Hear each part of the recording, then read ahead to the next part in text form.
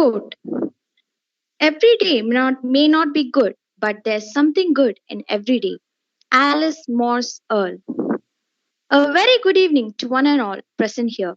It gives me immense pleasure to welcome you all to the third day of Symposium and TSR Lecture organized by IGS Student Chapter, Marine Engineering College. The symposium on road tunnels general overview will commence shortly. So before that, let me just brief in some general instructions for the participants.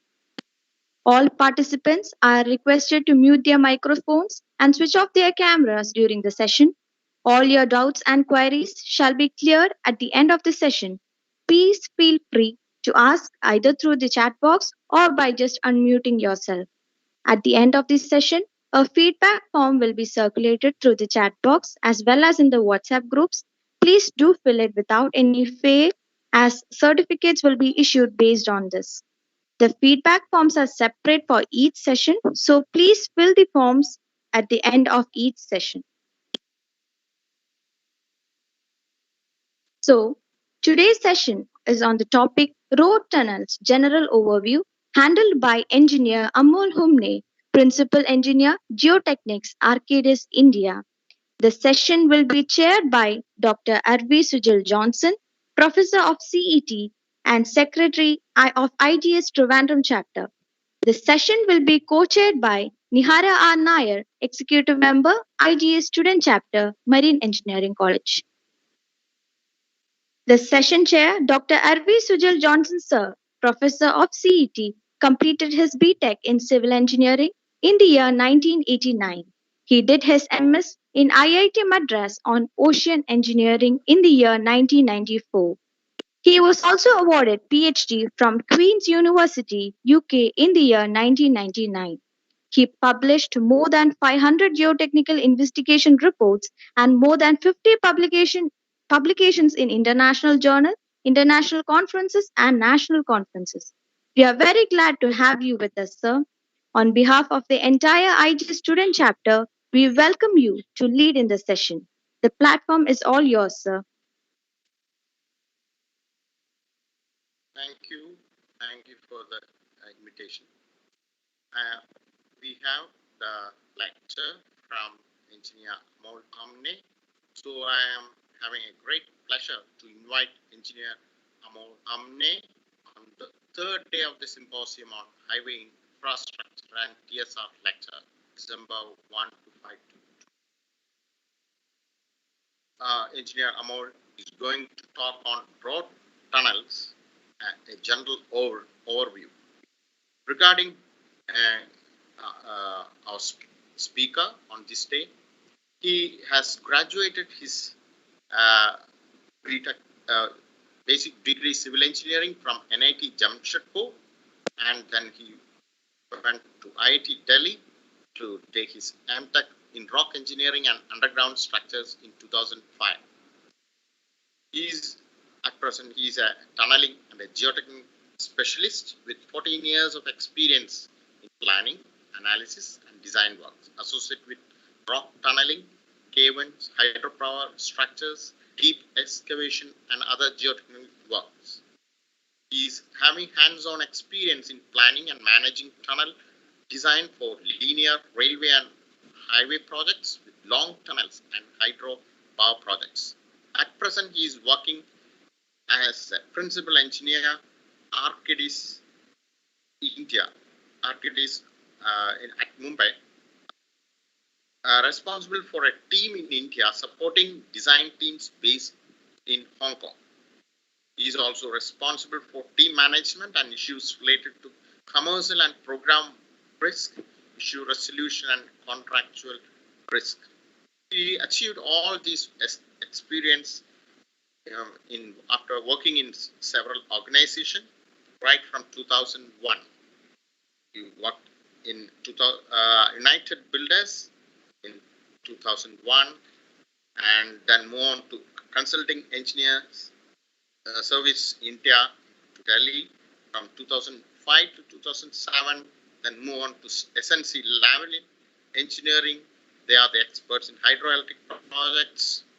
Then he has worked in Atkins where WS Atkins Private Limited. He has worked in that is in UK, and that UK project involved uh, uh, tube tunnel, the underground lantern tunnel. Worked in the project underground for security checks and structural assessment. Then he moved on to Geodata India, Delhi from 2012 and worked up to 2015. Now he is working in ARCADIS, Mumbai from 2015 onwards. He acquired a lot of knowledge by working in various projects in Hong Kong. It's an underwater tunnel in Hong Kong, and also in project involving mass deep tunnel sewage system in Singapore and various projects in India. SNC level, he got a lot of experience regarding hydroelectric projects uh, after his MTech degree. So I invite Dr. Amol Humne to this session. Thank you. We welcome wholeheartedly to this section. Thank you, sir. Please, I invite him for this talk, this section. So please take on the rest of the section. Thank you, sir. Thank you. Good evening, everyone. And thank you, sir, for the kind introduction. I'll try and share my slide. If you can confirm if everyone can see my presentation. I think we can start from there. Molsa, we have made you a presenter so that you can try it off. Yeah.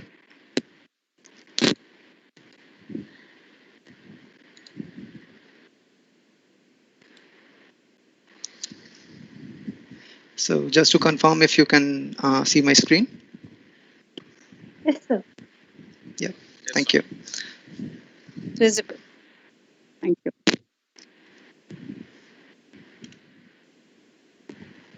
So good evening, everyone. And thank you for being present here today. The aim of this presentation is to give you a general overview of the factors that should be considered in the design process, especially for highway tunnels. And this is not to give you a sort of comprehensive idea about the complete design of highway tunnels, but a general idea of what the thought process should be, and what are the main risks and what are the main points that we should keep in mind while taking decisions. The presentation, I think it should take around 45 minutes, and after that we'll have a short question and answer session.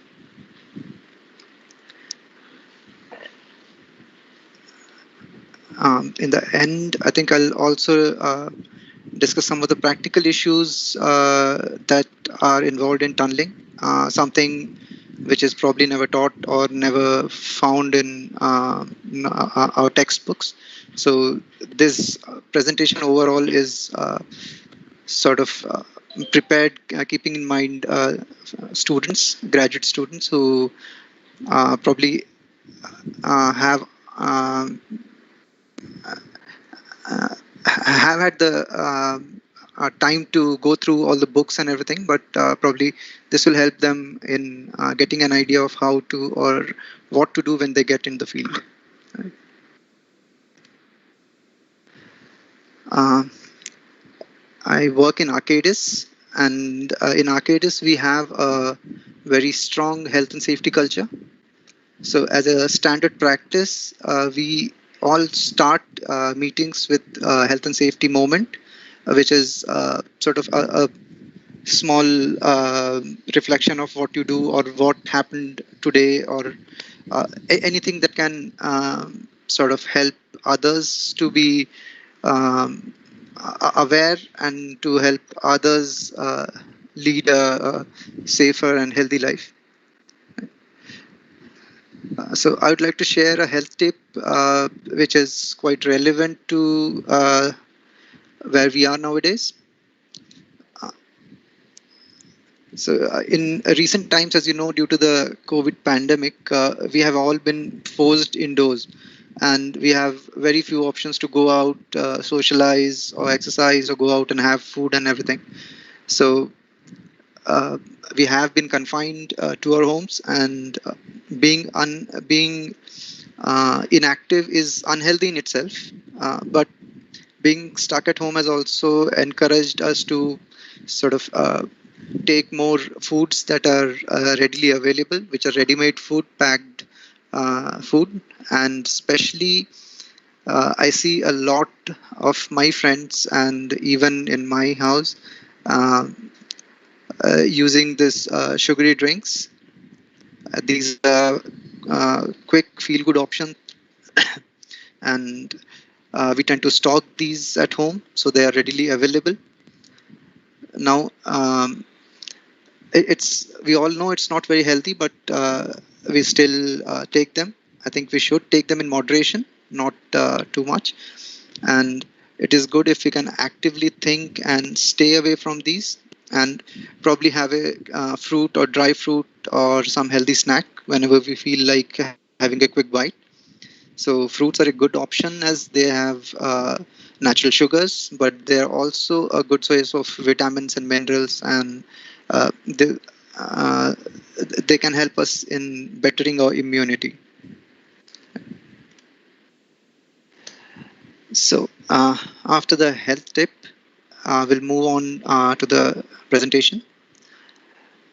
So uh, when we talk of road tunnels, basically when we talk of tunnels, these are underground structures that act as passageways. Uh, Today we'll be concentrating on road tunnels as uh, they can generally be classified based on construction method, because we are not anyway classified them as road tunnels. So further, if we want to classify them, we can classify them as drill and blast tunnels, cut and cover tunnels, bored or shield driven tunnels. We also have immersed tube tunnels, but with context of Indian conditions, I think most of the tunnels that we see for highway tunnels now are drill and blast tunnels, which have been carved in rock, uh, or sort of built in rock, and use rock bolt, shotcrete, or ribs as their main support system. Uh, Again, for shallow depth, we have cut and cover tunnels, which are which can be constructed both in soft ground or in rock, and use complete structural frame or structural system for their support. The third category that we can have is bored or shield driven tunnels. So these are not sort of very common for highway tunnels. Recently, we have had a lot of metro works and metro projects around this country, and all the metro underground works are being done by bored tunnels. But I think we soon enough we will be starting to see boat tunnels being used in highway as well, especially in the urban areas. So these are normally in soil or mixed ground, even in rocks, uh, and they use precast lining to act as support.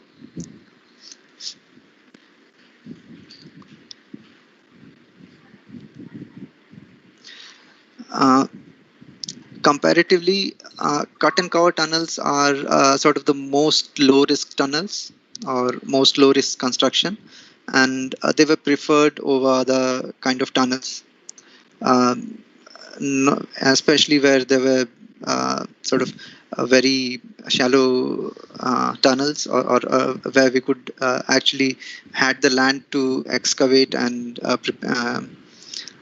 construct a tunnel in a cut and cover method. Uh, Also earlier, because tunnels were considered risky, they were sort of uh, uh, ignored, or there was always an option to find a alternative way where, or alternative path where tunnels would not be required. But now, since confidence has grown in tunneling, and the tunneling technology has progressed, I think we are seeing more and more tunnels in all kind of stratum and in all kind of conditions. These are some of the associated structures. So when we talk of tunnels, we also talk of portals, adits, cross passages, ventilation shafts, and especially these cross passages and ventilation shafts become very important when we speak of road tunnels. Uh, now, let us come to the question of why a road tunnel is different. What is different about a road tunnel, and how, or exactly what are the criteria, or what are the conditions that make this kind of tunnel different? Why we should use different criteria to judge a road tunnel? The first thing that we can think of is that the end users of road tunnels are individuals, and every individual has a hugely different characteristic in terms of driving. Like someone drives very aggressively or rashly. There are some people who drive very passively. Some are very cautious. So there's a n number of different characteristics, and every driver is different from another driver. So uh, everyone also has different amount of control on their vehicles, or have different amount of confidence in handling their vehicles. Also, I mean, it might also be the case that the same person can be driving differently in different conditions. Again, the knowledge of traffic rules and awareness of traffic rules, and the intent to follow these rules also sort of differ, not only from individual to individual, but also on conditions. So the information needed by the drivers, and uh, the knowledge that has to be imparted to the driver is uh, sort of becomes very important in terms of road tunnels.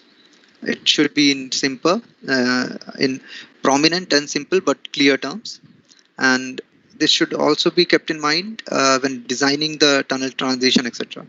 So these things are something. I mean, the level of user competence and awareness is something that is different, and this creates chaos on the roads, and this is something that is very peculiar or particular to road tunnels, which makes it different, or which sort of forces us to think differently in terms of road tunnels.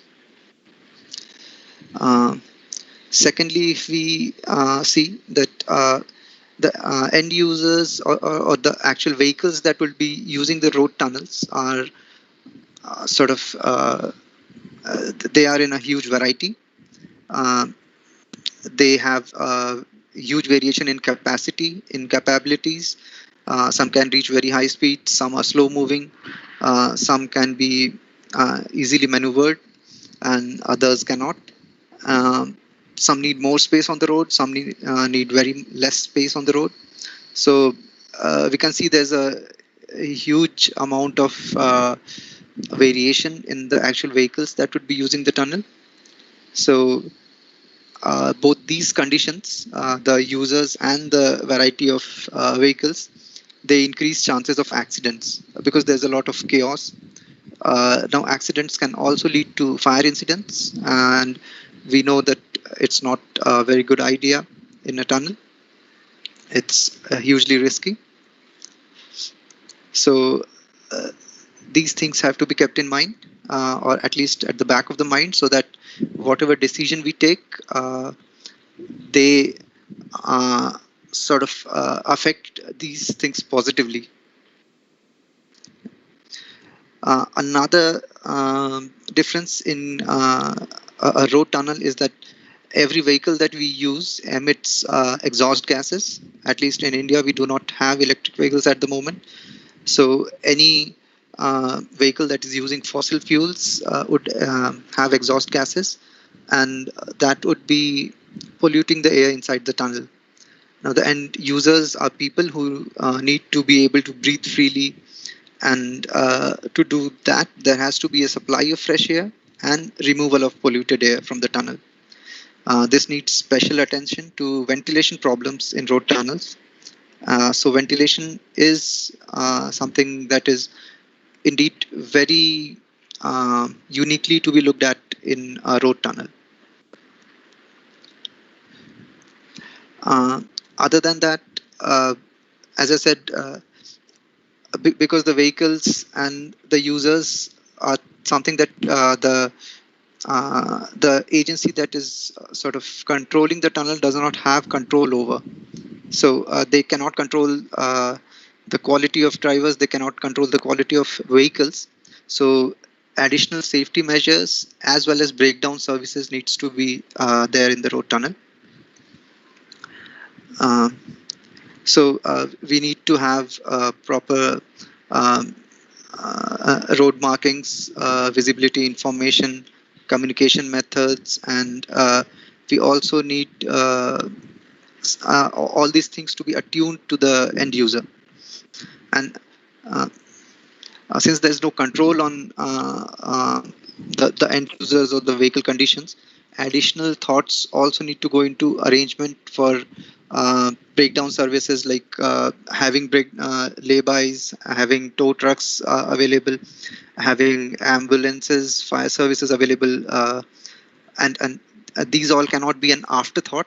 These have to be thought of during the design phase, so that the operational phase is more smoother, and we can actually have a meaningful sort of safety measures in the tunnel. Uh, Now, what we have been discussing now is something that can be called more technical in nature, but there's another thing that is very different to a road tunnel, and that is that the road tunnel connects more sort of intrinsically to people's lives.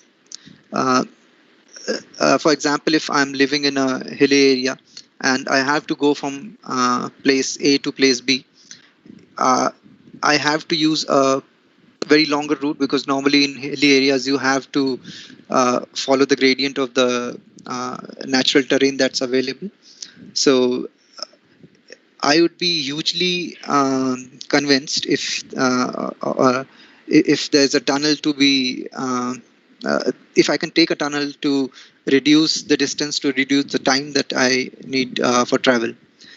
And that is why everyone welcomes having a road tunnel, not in front of their home, but yes, I mean, there's a larger demand for a road tunnel than it is for, say, a rail tunnel in hill areas. And due to this, there is an added amount of public or political pressure in deciding the road alignment, which has to be kept in mind. And this aspect of how a road tunnel affects the communities, the end user, the general public, that has to be kept in mind, and uh,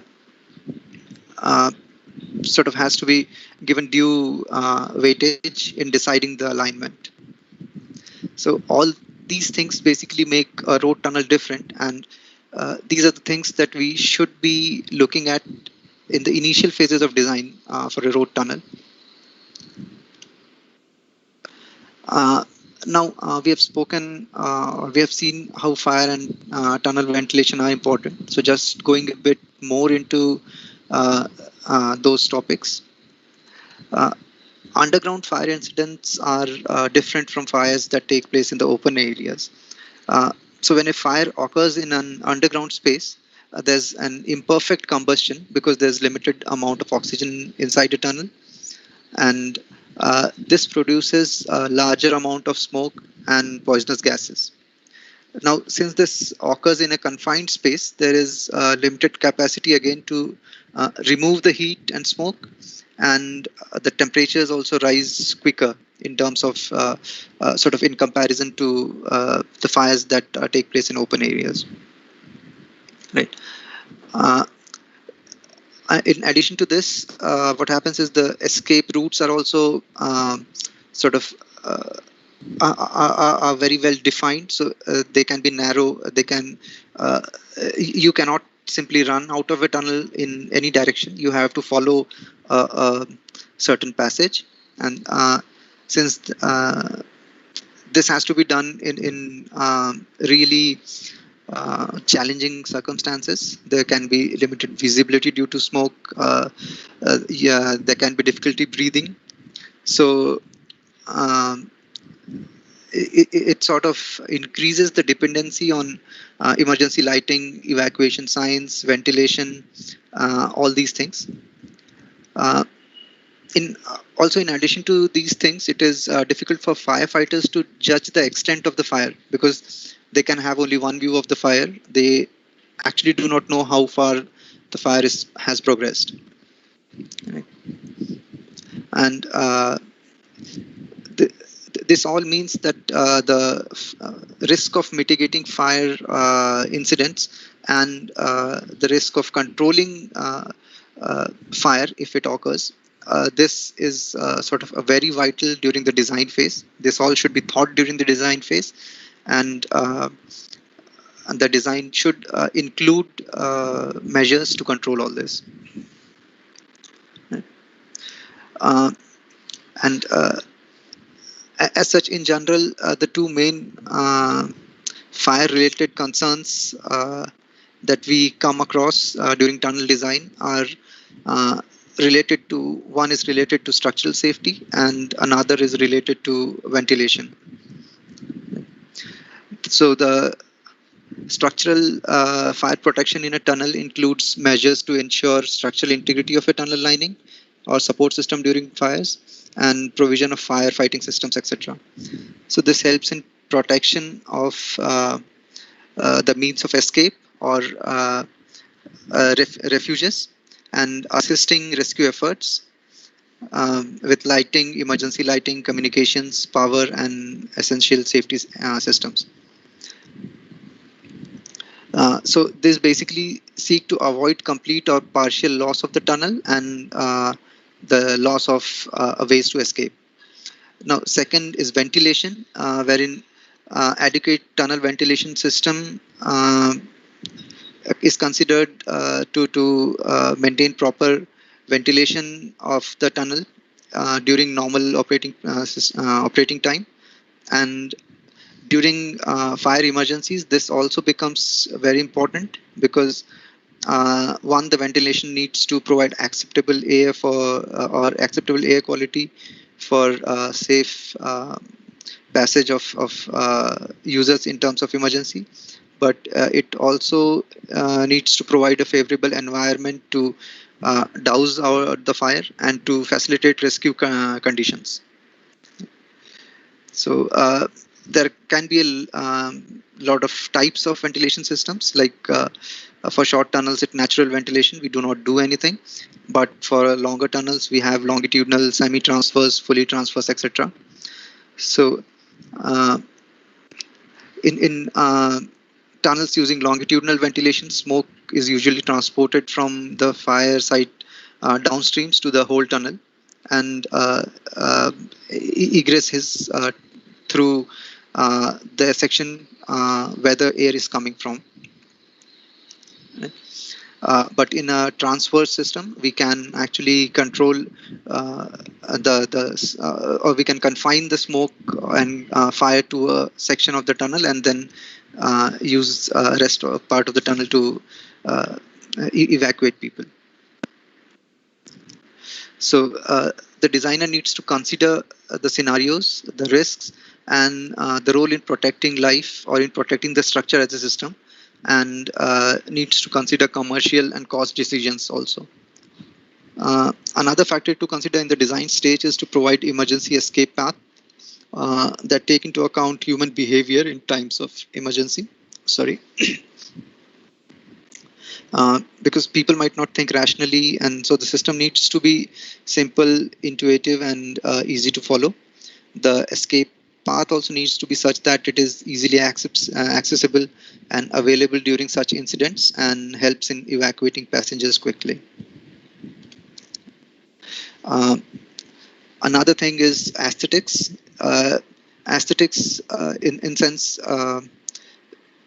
the driver should feel relaxed and comfortable during approach and when he goes into the tunnel and also inside the tunnel.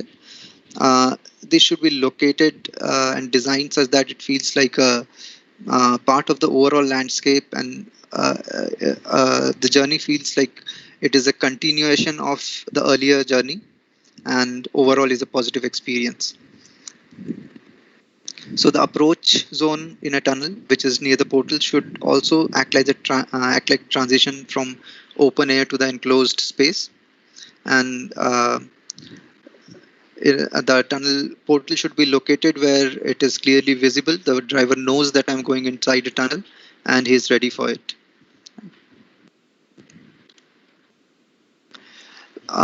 So coming back to the overall tunnel design itself, I would divide tunnel design into three parts, or three phases. Phase one is framing the problem.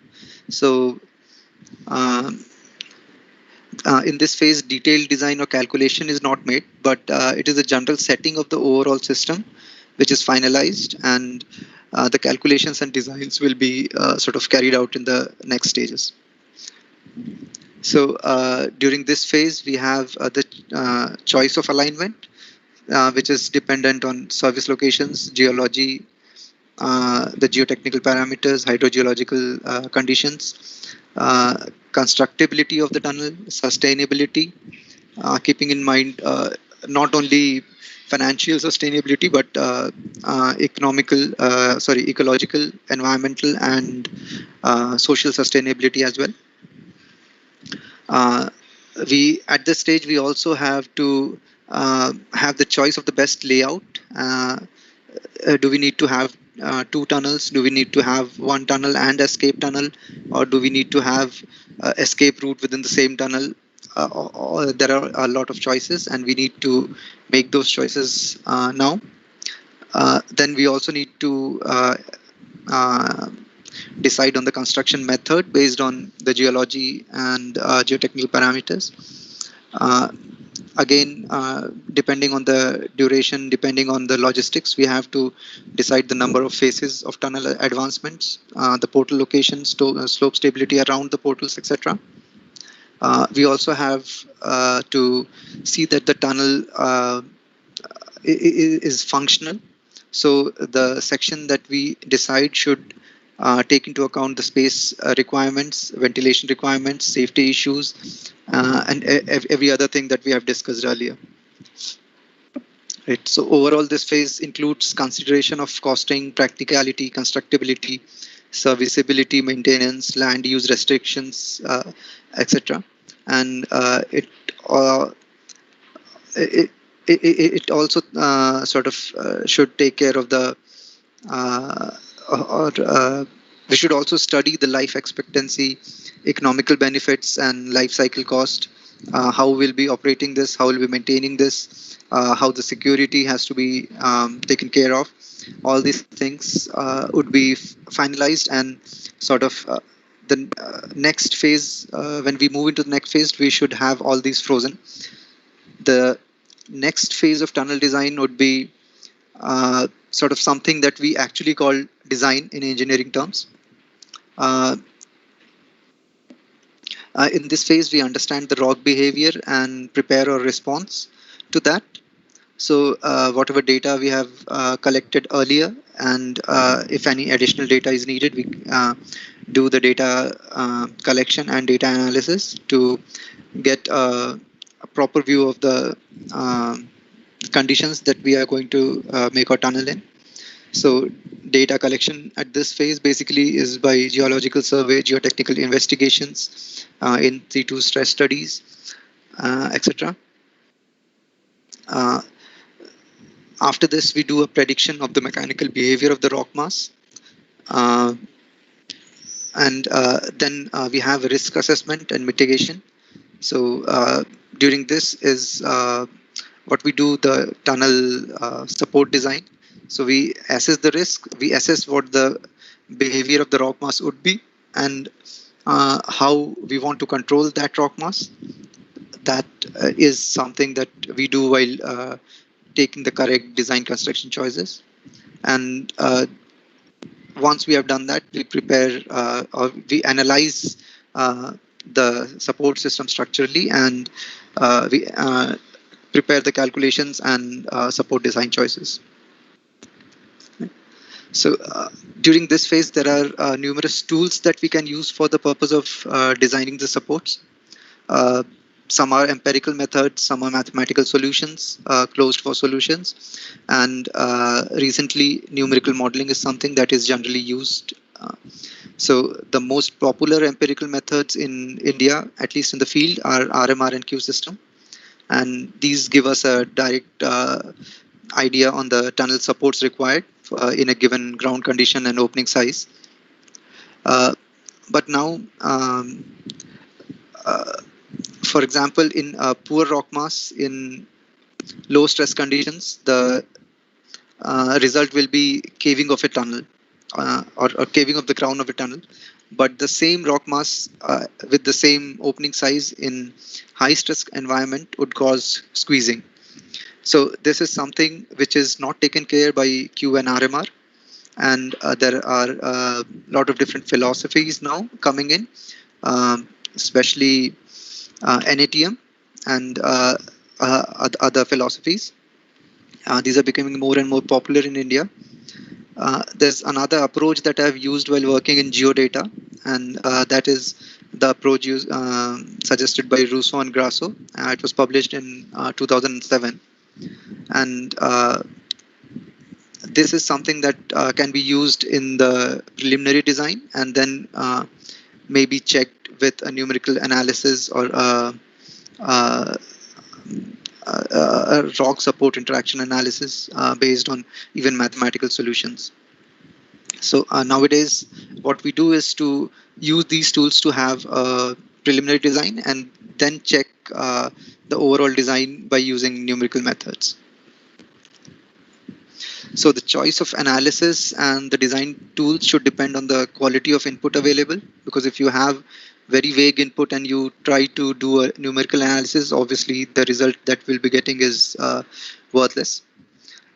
So the analysis choice should be based on input available, also on the complexity of the problem and project requirements. So any tool, be it Q or RMR or any other, can be used for design purposes, but we have to be mindful of the end result expected. So how critical it is to get the the value based on the risk assessments, based on how risky the tunnel works is. So the more the risk, the more refined methods we need to get into. So another thing in this phase that we have to be very careful about is that our design should be suited to handle the rock response, and it should be practical and constructible at the site with resources that are generally expected to be there at the tunnel construction site. If any specialized approach or um, method is being planned, then it is advisable to bring that up in discussion with all the relevant parties, so that it is agreed by everyone and so that everyone else is ready for sort of putting that into practice.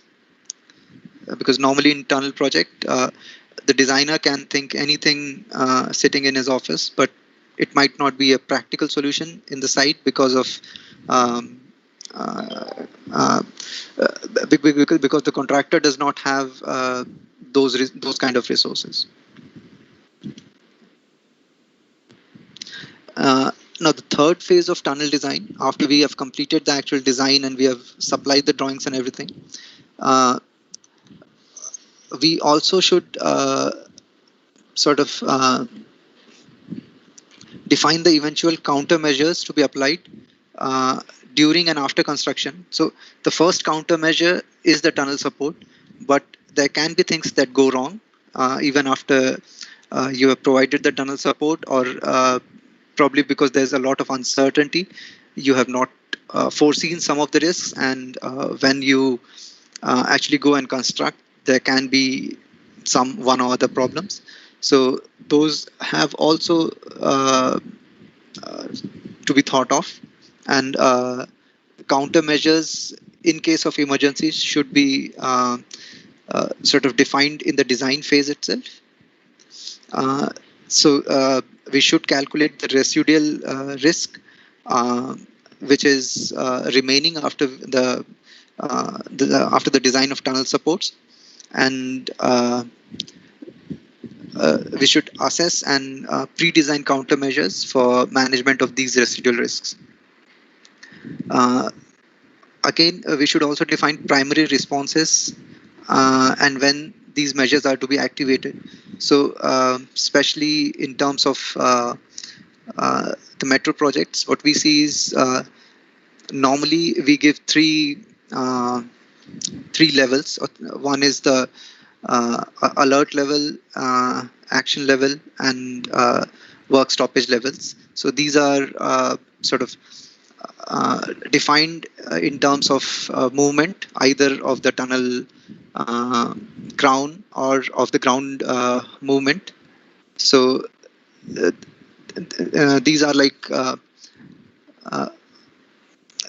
in design, when we calculate that the tunnel excavation would create this amount of movement, say at the ground. So we need to be aware that we are reaching that point during excavation, and there's something that probably is not matching up with what was designed and what is actually going on in the field. So the contractor has to know that, okay, at this point I need to stop, go back to the drawing board and see what I can do and what we have done wrong, so that he can probably come back and respond better. So this is the third phase, where we define the monitoring plan and application of that monitoring. Right? So this basically is the general process flow of the tunnel design process. Normally, this is common for all types of tunnels. So it doesn't matter if you're designing a road tunnel or a rail tunnel, or you're tunneling for hydropower projects. This is something, the design process that we discussed is something which is common to all.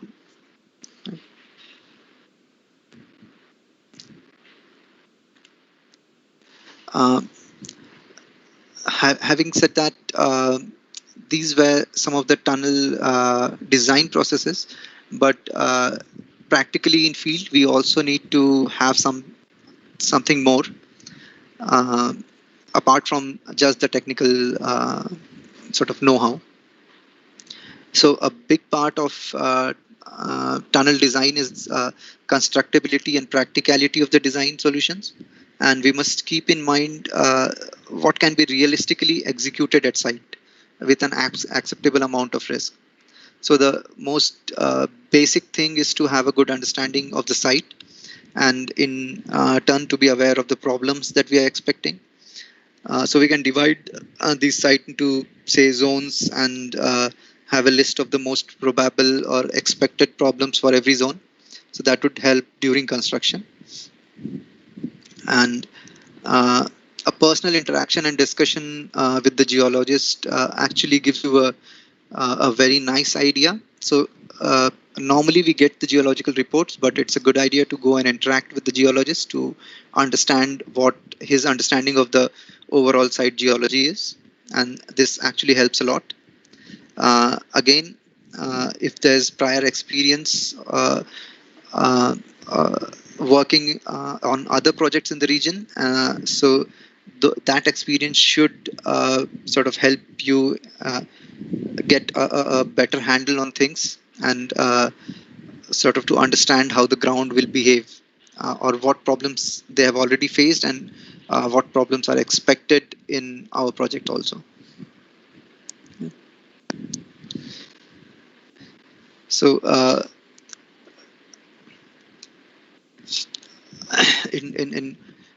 similarly in tunneling, the one of the basic things is to also have a good understanding of the site in terms of location, access, weather, the overall infrastructure available at site. So I normally give this example. Sort of whenever we are trying to start tunneling and we decide where the portal is. So we do need to do a fair bit of excavation to sort of create the portal. So if you are not aware of the infrastructure that the contractor has to sort of excavate, to do the excavation, or if you're not aware of what is the uh, monsoon time at that location, or when is the time that uh, or what is the season when there's most rains, and if you start your portal excavation in times of uh, sort of when there's a large possibility of rain, then you're probably creating a huge risk instead of sort of doing that during a dry season. Again, the equipment and manpower skills are different with different contractors, and you should be aware of what the capabilities of the contractor are to actually make the best use of what he has and to design something that can be constructed at site at low risk. Uh, so it is generally said that tunneling is not an exact science.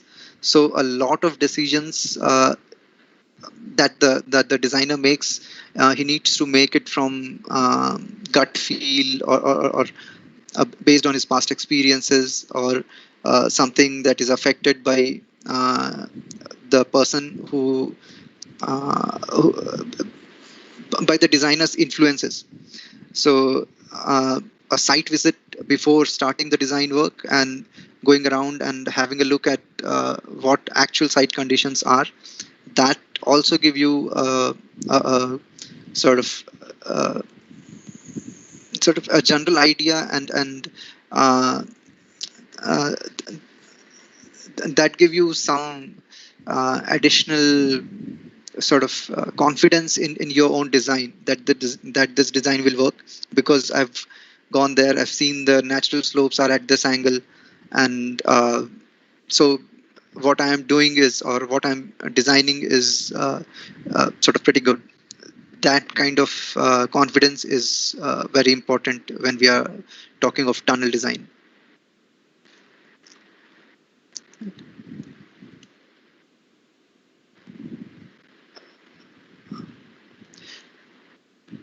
So till now we have mostly spoken about technical issues, but there are some few issues that are needed to complete the big picture. And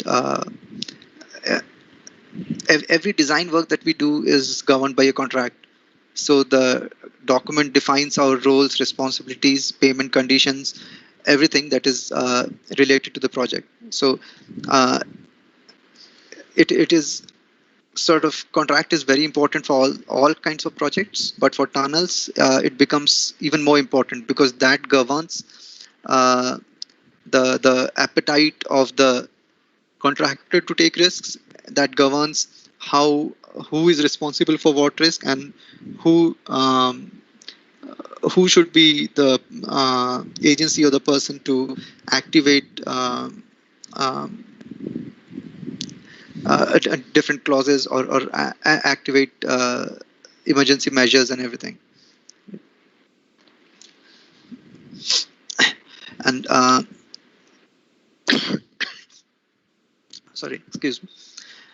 Uh, and because in tunneling projects there's a huge amount of uncertainties involved, so the contract, how the contract deals with uncertainties and how it places responsibilities and liabilities on each of the concerned parties is also very important to understand. Uh, Another issue is how the client approaches the whole work. Uh, the client's risk appetite is hugely influenced by the confidence that he has on the contractor, on successful execution of the project, and his past experiences on similar works. So the contractual terms would probably be governed by this, and his risk exposure due to the contract would also be sort of limited, or he would be willing to take more risks based on this. And the internal dynamics of the client organization is something that uh, we need to know, we need to understand, so that we do a better job of designing the tunnel. Uh, Again, the contractor's approach, or his ability and willingness to take on risks, is also sort of governed by the contract, and by the work that he has already done, or uh, his past experience, and his uh, um, uh, the capabilities of his workforce and equipments, etc. So it is something that we should know, as I said earlier, before we sort of go on in the project. As a value addition, I would like to uh, sort of put forward two things. One is health and safety, which is sort of not on the top of list of designers when we sort of especially talk about India. Um, so what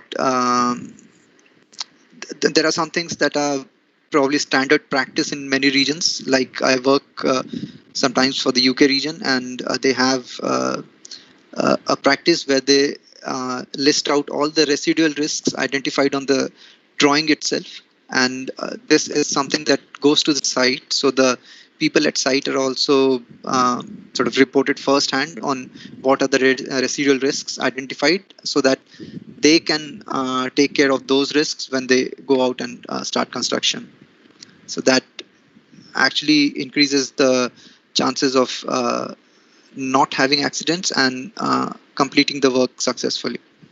On the sustainability front, we should be mindful of the environmental impact that we are having, not only during construction, but also long-term environmental impact, and the social impact that the project has. So when we have these things in mind, we'll probably be designing better projects, and will probably be making our end users happier, and in the communities that uh, are sort of served by those projects would be sort of much happier to accept our projects.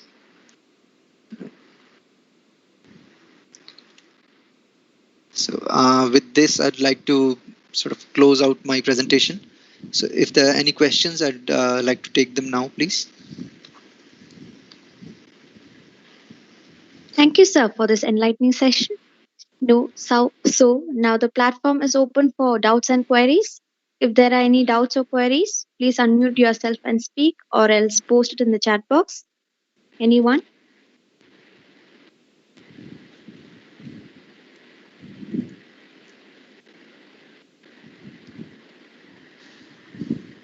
Any doubts or queries?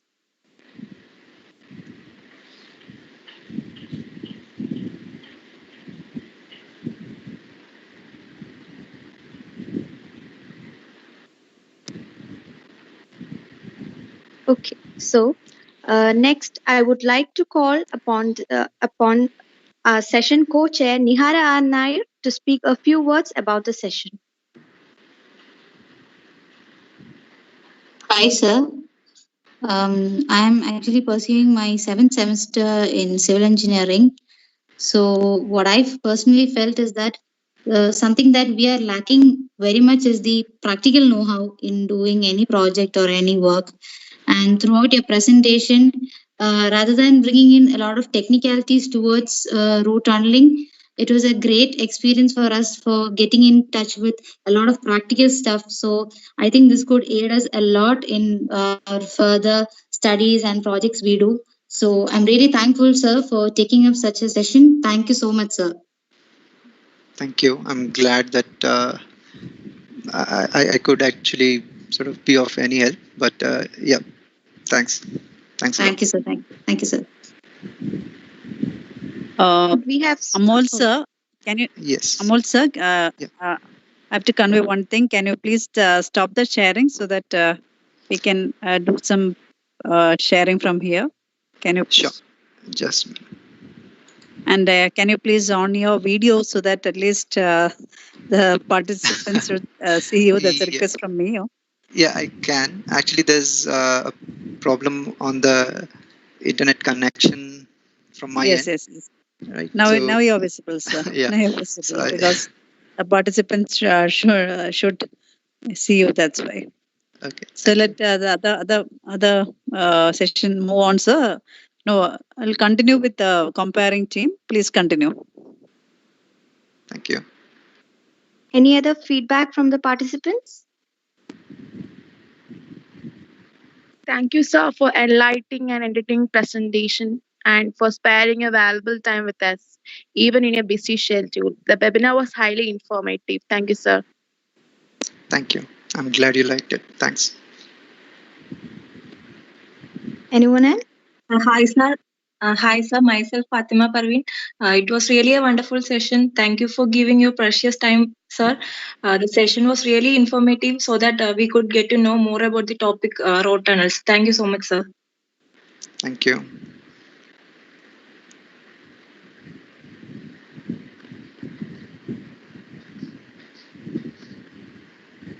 As a symbol of our love and gratitude, on behalf of the entire IG student chapter, Marine Engineering College, we would like to give in a token of appreciation to the speaker, Engineer Amol Humne, sir. Thank you. This is presented to Engineer Amol Humne with deep appreciation for your visionary guidance and in grateful recognition for your enduring commitment throughout the symposium. We thank you for spending your valuable time with us. Thank you so much, sir. Thank you. Thanks a lot. Now, to formally propose the vote of thanks, let me call upon the co-chair of session, Nihara Arnai. Thank you, Megha. A warm good evening to one and all.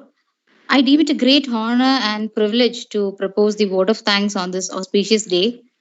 Let me first of all start by giving the glory to Almighty God for today's resounding success. First and foremost, let me thank the Honorable Speaker of the day, Engineer Amol Humne sir, for his efforts towards delivering a sumptuous session on road tunnels. Sir, it has impacted and enlightened each and every one of us. So, thanking you again, sir. Thank you. Thanks a lot. Thank you, Nihara. The chair of the And chair of the session. I would also like to One minute. extend my sincere thanks. Okay. Nihara, 1 minute. I'll ask Sujil sir also to on the video. He was the chair of the session. He's also not came into picture. So request Sujil sir also. Can you see now? Yes, this is visible. Yes, sir. You're very clear. So I would also like to extend my sincere thanks to the chairperson of today's session, Dr. Avi Sujil Johnson, sir, for his zeal support throughout this event. Thank you so much, sir. Thank you. And I express my gratitude to all distinguished dignitaries, faculty, and students for their active and cordial participation throughout this event. And last but never the least, I must mention deep sense of appreciation to our management, mentors, and the organizing team of our chapter for their relentless effort in making this event a grand success. Thanking all of you once and again. May you all have a wonderful evening ahead. Thank you so much. Thank you. Thanking you, Engineer Amol Humne sir and Dr. Arvi Sujal Johnson sir and all the participants for your active participation. I hope that all the participants have filled the feedback forms. If not, please do it shortly.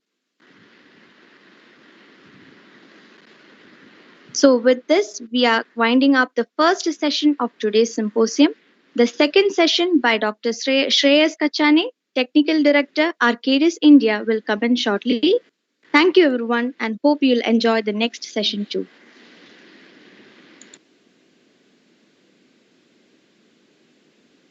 A very good evening to one and all present here. It gives me immense pleasure to welcome you all to the third day of the Symposium and TSR Lecture, organized by IG Student Chapter, Marian Engineering College. The Symposium on Engineering Design for High-Speed Rails will commence shortly. So, before that, let me just brief it. Some general instructions to the participants. All participants are requested to mute their microphones and switch off their cameras during the session. All doubts and queries shall be cleared at the end of the session. Please feel free to ask either through your chat box or by just unmuting yourself. At the end of the session, a feedback form shall be circulated through the WhatsApp group as well as the chat box. Please do fill in without fail, as certificates are issued based on this. So, today's session is on the topic Engineering Design for High-Speed Rails, handled by Dr. Shreyas Kachane, sir.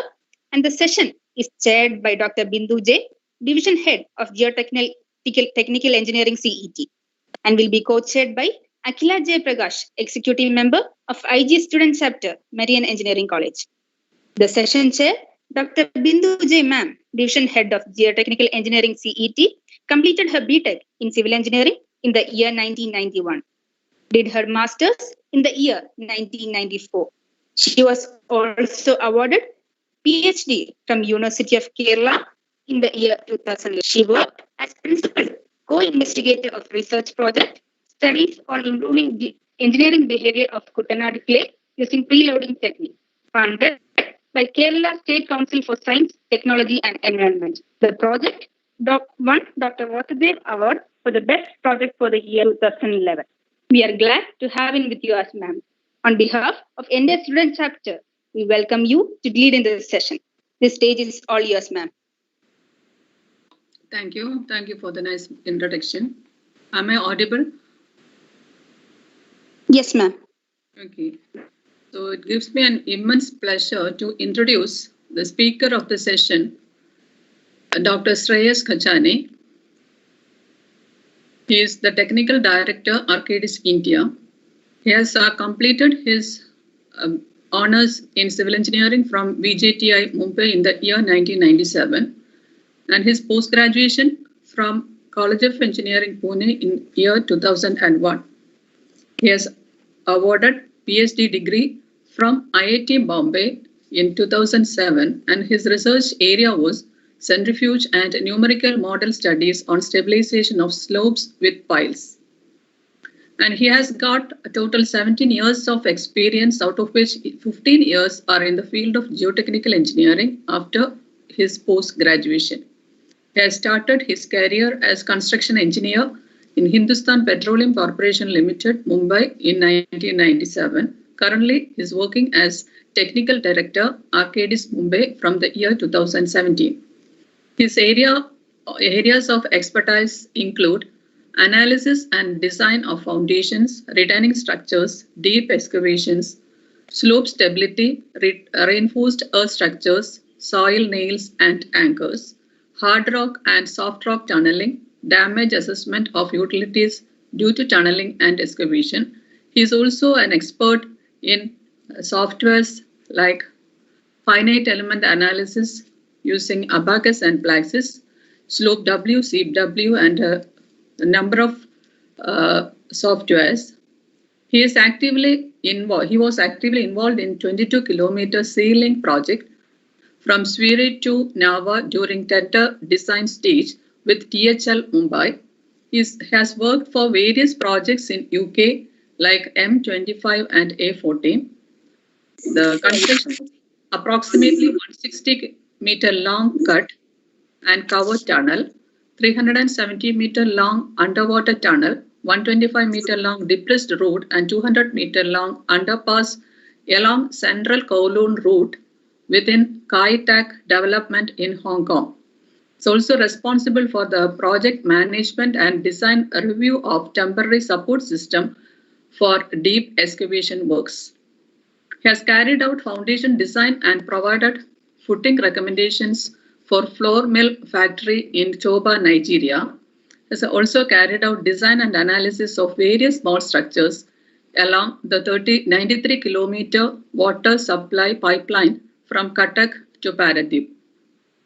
He has worked for UK, Middle East, Australia, and Hong Kong projects. He is actively involved with academicians and Indian geotechnical industry. He has delivered many expert lectures on various technical topics in geotechnical engineering all over India. With this introduction, I would like to welcome Dr. Shreyas Kachane to present the topic Engineering Design for High-Speed Rails. Over to you, sir. Thank you, Dr. Bindu, for your kind introduction about me. It's really good for me to be present here and present my experience to the students and then the Indian Geotechnical Society's member, those who are attending here.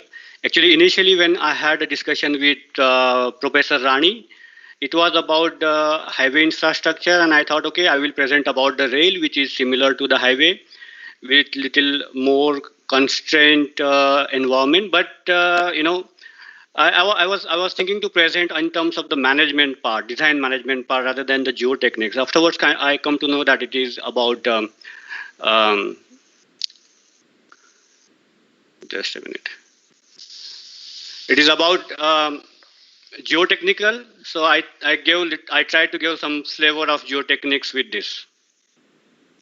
So let me know once you're able to see my screen. I'll make it F5.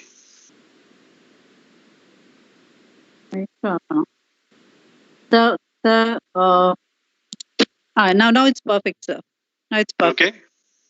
Yeah, yes. Okay. Yes, sir. And one more thing, I'm in my farm actually, along maybe 450 kilometers from Mumbai, and then don't have the good internet connectivity. So in this case, I may, if there's an issue, I will just stop my video. Okay. So good evening, everyone. My today's topic is this engineering design for the high-speed rail. I'm going to cover very basics about high-speed rail, little more about design engineering, what we need to do it, about this management, interdependency, teams, and all other stuff, and then as we are more here geotechnical engineers, so some input I will give about the geotechnical designs and the design examples. So I'm trying to finish it in next 40 minutes, but if it is not, please remind me, because otherwise it will be too late for others. And then we'll have the question and answer session if it is.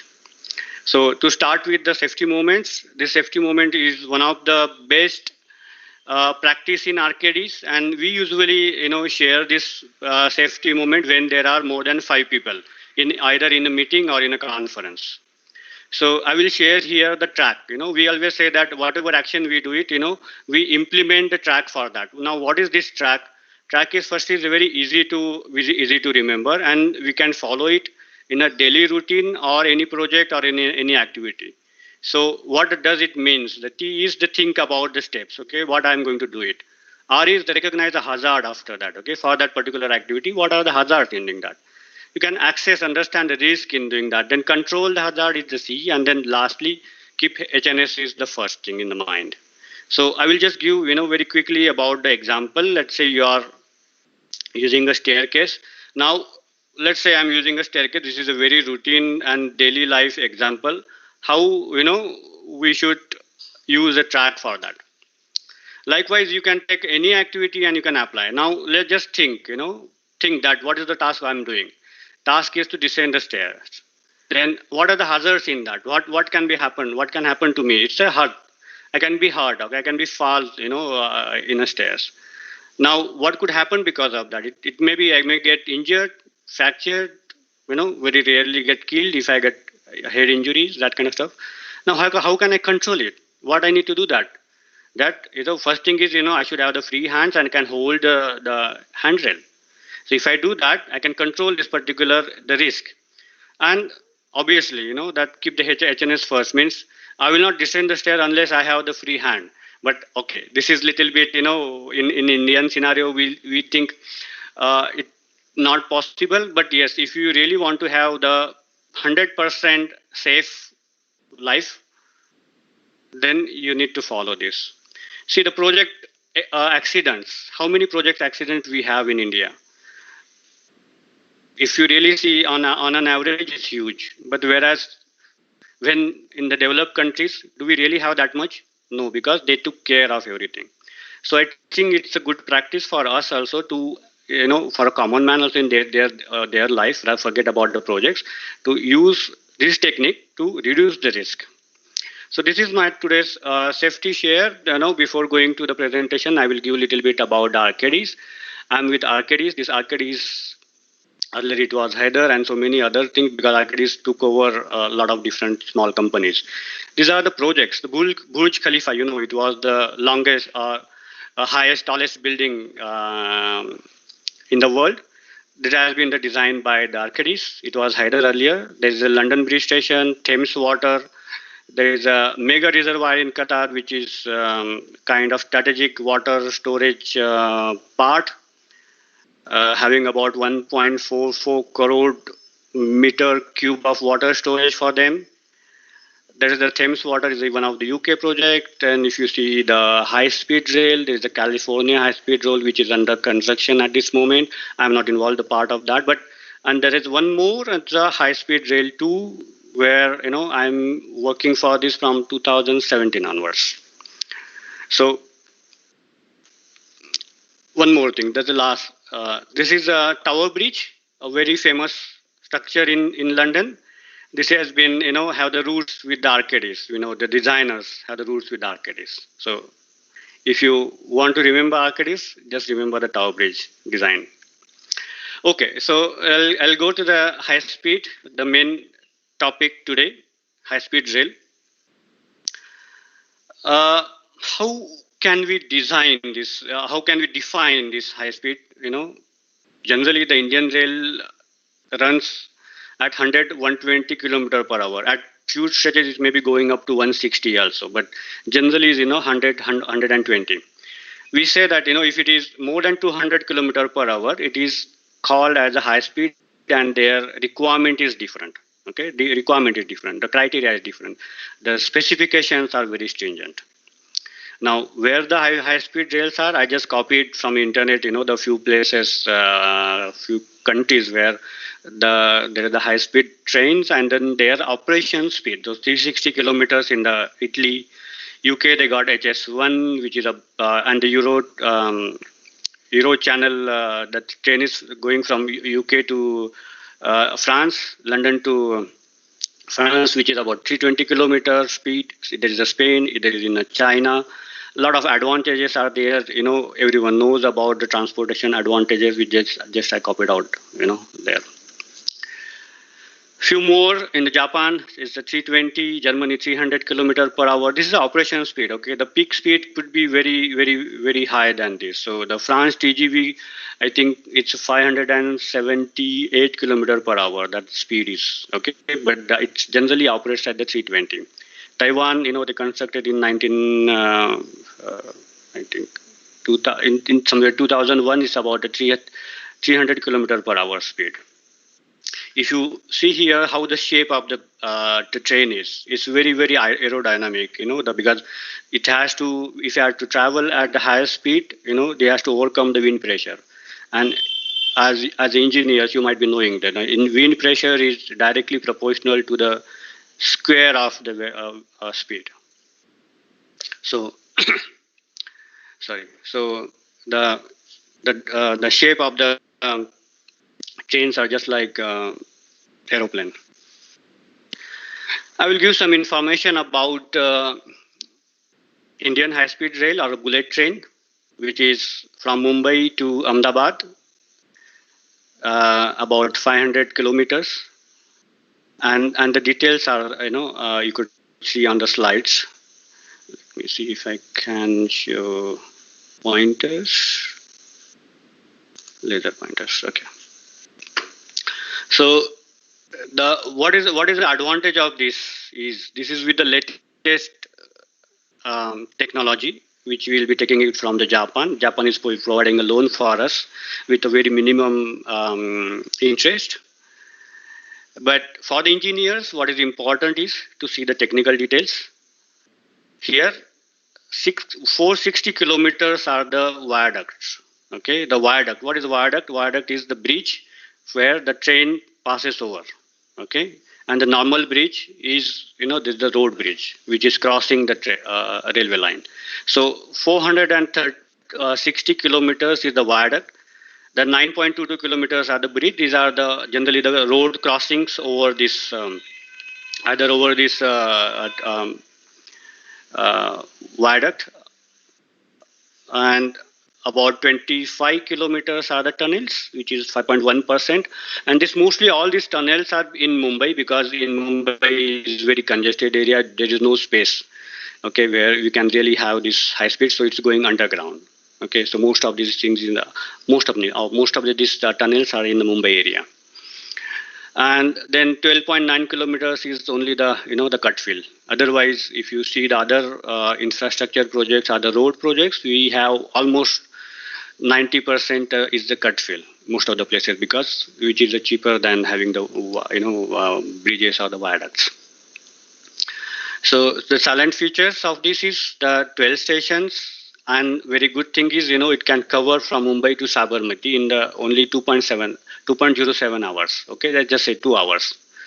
Okay, with the limited stop, and the 3 hours with the all stops. So it is really fantastic, because if I had to go from Mumbai to Ahmedabad, the flight may be less than 1 hour, but to move to the airport and check in, check out, it may take 3 hours easily, very easily. So just to travel 1 hour, we may have to spend minimum 3 hours on the top of that, which is really not good. What is the operation speed for this? Is a 320 kilometer per hour, for the bullet train. There's one more slide, I believe. Yes, on this, there is a cost is given 1.8 lakh crore for the total cost, and this will be completed, I think, as per the initial plan. In 2022, they are planning to have the trial run, but I think it is really difficult because there are the land acquisition issues, and I think at this moment, L&T got this contract from Ahmedabad to Vapi, and they are starting, their work. So another project, high-speed project is this high-speed 2 in the UK from London to Birmingham. You could see on the left side there is a map. In that map, you could see the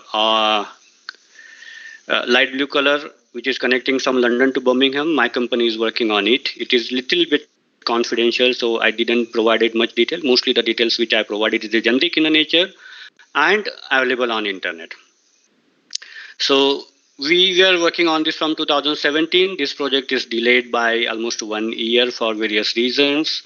The budget for this is, I converted into rupees. Rupees is 1.72 lakh crore rupees. Okay, for 225. I think this number has been increased now. About I think 40 billion pounds, which is 4 lakh crore rupees. 4 times the Indian bullet train cost, and the distance is half. So I will say it is 8 times costlier than the India's bullet train. Okay, the timeline may be I think the similar. I think we will be completing both the Indian and then the UK high speed rail mostly at the same time. So I will talk on little more on the design engineering for the high-speed rail. Little more detail about the design engineering part. Okay, this is a kind of management related thing rather than the geotechnical. But in the last 2 topics, it will be the geotechnical part. Why I chose to give you a flavor of non-technical managerial thing is because as a designer, when we start our career, we become we are very much interested in the technical parts. Means I'll say the maximum majority of the students, okay, and the majority of the people. Okay, it is about the technical. I want to learn these technical things. I want to learn that everything. Okay, that was our ambitions. Want to do that. But when we rise in the career, you need to do the management part, and the management part is little more tougher, or more energy required to do that, because anywhere you need to either work with the machinery people or the designers, okay, or the teams. People management comes here. Now it's not on the, see, with the consultant, it's a design management, design team management, people management. But whereas with the contractor, it's totally different. It's a site management, okay, providing the resources and then ensuring that work is done. So we'll talk a little bit on that. Something about the philosophy to start with. What is engineering design process? So to be in very short, it is the method that engineers use to identify and solve the problem. Okay, not to go in much details. And what is this requirement? The design should be the purposeful. Okay, means it should always reach to the explicit goal. If your design is not fulfilling this, then it's of no use. It should work under constraint. A lot of constraints are there. You need to find out what are that and then try to complete the design which will be implemented on a site, okay, which is really very important. You may have a lot of different constraints: time, cost, the materials, tools, peoples. You may not have it. You may be working with very small, very tight deadlines, but you still need to do that. Many times, if when we talk about such a large project, we need to manage our initial design in such a way that it should become iterative. Because when you do it iterative, it will be easy. Take the bullet train case. It is 90% is through the viaduct. Now, what is the change in that? Your top, once you design it, the superstructure for one bridge, almost unless you change the bridge, it will remain the same. What you have to change it is the geology or the foundation, because the geology will change, and for that you need to change the foundations. So once you're able to do that, I think it is easy. So the iterative part, systematic and iterative, will help you in completing work very fast. And lastly, but not least, the social and the collaborative. Now, people of different kind and experience will be going to work there. You need to work for them or work with them and ultimately deliver the things. Okay, so your design should be such that you should be finally useful to the public. Okay, sustainable, as Amol already said in his last slide. Okay, that we need to see the sustainability also in that part. So these are the basics of the design. If you really go on thinking, why I'm doing this? Is it just because I got it, I have to design it? No. If you just open up your mind a little bit, you will be, able to do miracles, able to improve the things. Okay, so come to the high-speed rail. I just tried to put here some of the components which we need to design. Okay. These are the very basics, any layman can understand. Okay, I need to design a railway line from one end to another end, and then what could be the parts in that. So first is the rail track. Okay, I need to design the rail track. It's just not like you put it there something, design the rail track. Then there may be some road crossings, so I need to design for the road crossings, overbridges. There may be the valleys, so I need to have the viaducts. Tunnels, like viaducts, the tunnels. There may be the because for the train, you cannot have a steep gradient, so you may have to do either use cuttings or have the embankments. So these are the very basic things. But on the top of that, there are other components as well. See the drainage, track drainage. Okay. which is very important. If you don't have the drainage, it will be like Mumbai's local train in rainy season. It's a low-lying area, and then water because of the water track drainage issues, it will standstill the rail system completely. Anyway, the Mumbai is a little different situation because of it's a island nature, and then a low-lying area because it's a 7-island field in somewhere 18th century, and then the central Mumbai part is little lower than the mean sea level. So that's the issue with the high tide. But the track drainage is really important. Now, where this drainage will go, water bodies. So we need to manage the water bodies. When the high-speed train passes, it's a lot of noise, and how the noise mitigation is there. So that is also one part. A lot of utilities will be causing your. Okay, it's showing me the bad network quality. Just give me 2 minutes. I will just off my video.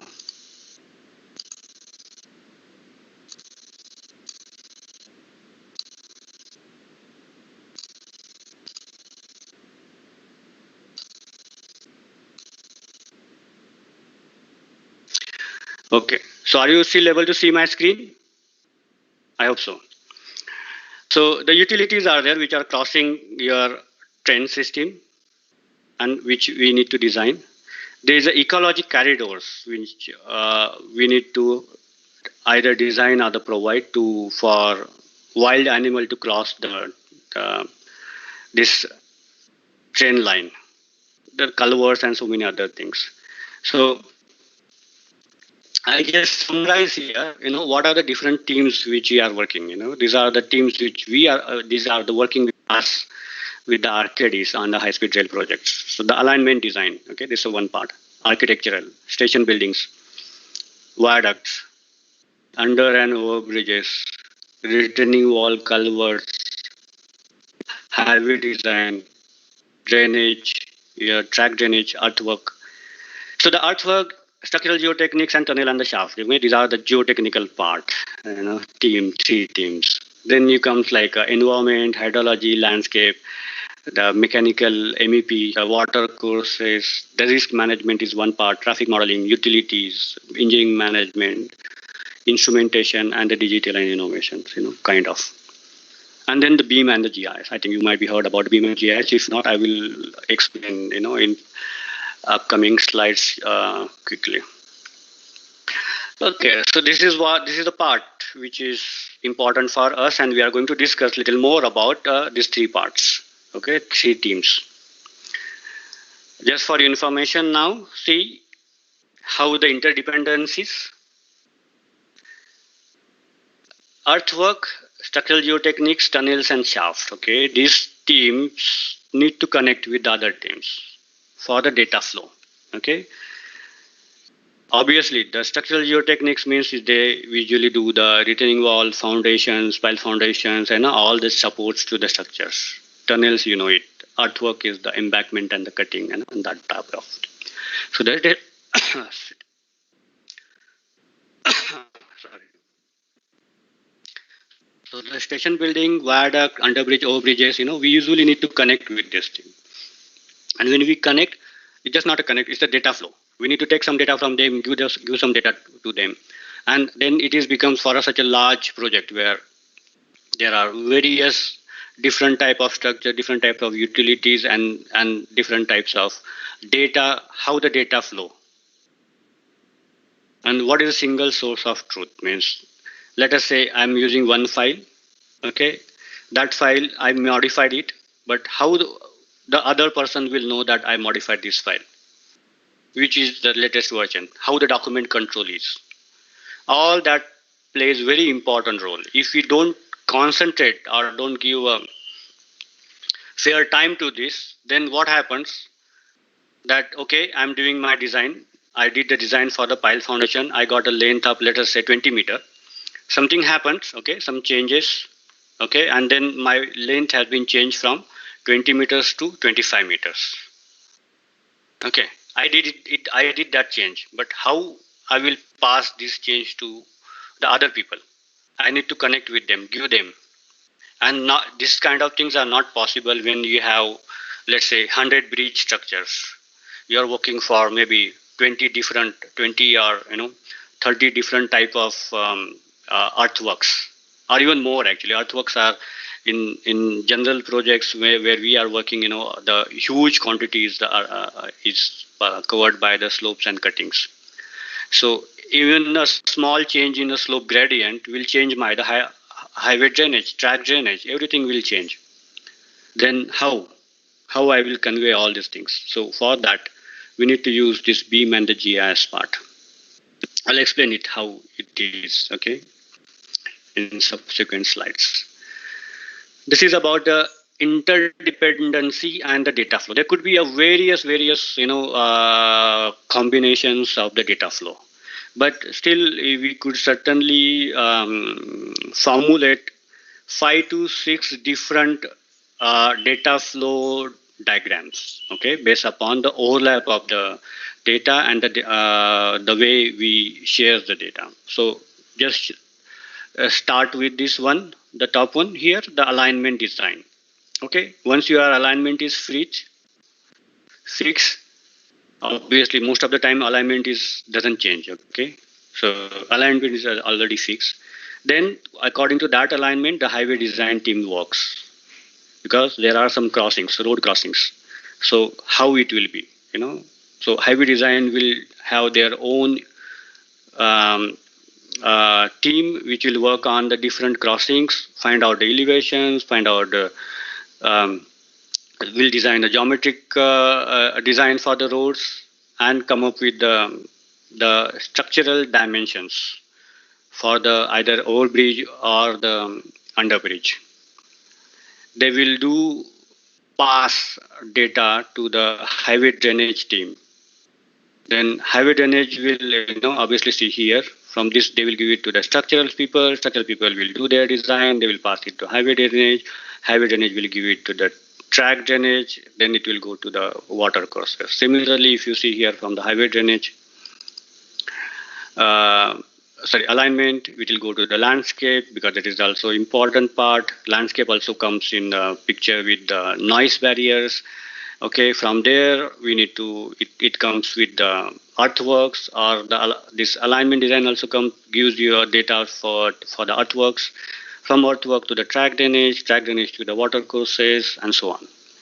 So once this structural, if you go see on this side, the highway design, then your bridges, then the structural geotechnics will do their designs, then there will be the instrumentation part. So alignment, environment, hydrology, ecology, that is another change. Tunnel, shaft, MEP, the structures also come in a part. So I just tried to keep here, a few data flow diagram, but there could be many.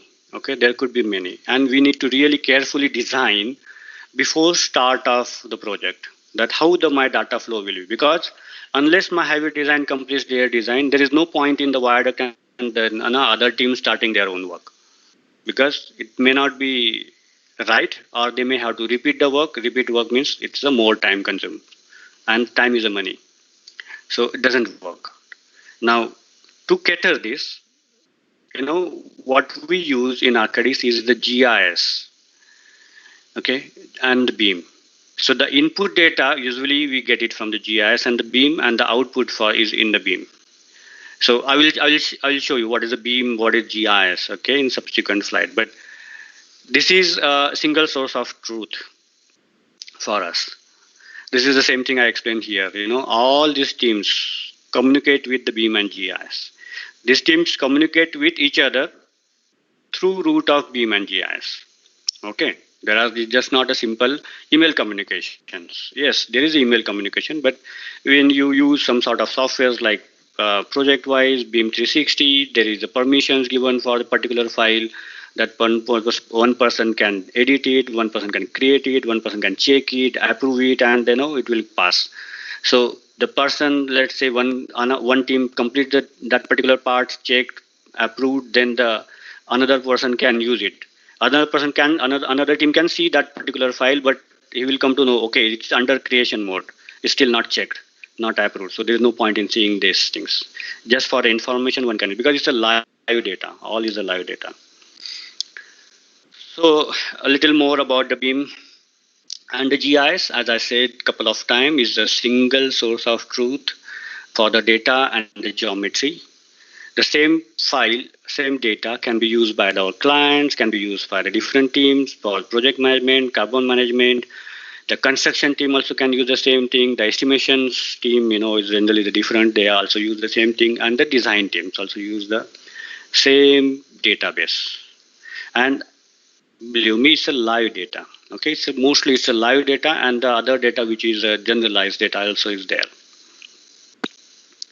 So the beam must be knowing nowadays the AutoCAD and others are a part of curriculum in engineering colleges. So you might be knowing about the beam. This beam is a building information modeling. Few people take beam as a 3D modeling. It's not a 3D modeling. It's not a 3D modeling. As I see shown here, this is what is the cloud data, or you can say it is a beam. Sorry, not a cloud. It's a beam data where the multidisciplinary model can be accessed by the highways, rail, and different teams here. Okay, you can add here as a construction sequencing. You can put here the cost. You can have the 6D is a project life cycle. There is a 70 also, which is not added here. That 70 is a demolition part. Means, let's say I'm constructing a bridge. Now, in that particular bridge, let's say there is bearings, where the deck rests. So it will be designed by the team here. I'll put it here when it will be constructed and how it will be constructed. What is the cost of that? What is the make of that? Okay, all that, when I need to replace it, everything will be shared in this, so that, okay, if the bearings have the design life of 30 years, then after 30 years it will pop out, or it will give you some information that, okay, that's for that particular structure, your bearing will be expiring and so that, so you need to look after that. And then the 70 part, which we consider in beam, is the demolition. Then if I had to demolish this bridge, what will be the sequencing? How I will do that? Okay. So even all that information can be stored in the beam. Beam is very useful, when we complete the structure and start operating it. So operation and maintenance, all the data is there. It will be very easy. It's a kind of conglomerated for the operation and O&M part also. On the right side, you could see some of the visual constructions. Clash detection, is also a part of that beam. You can do it using a beam software. Clash detection is a very good visualization. One can have it. We can plan for the safety, logistic, everything. Many things are there in that.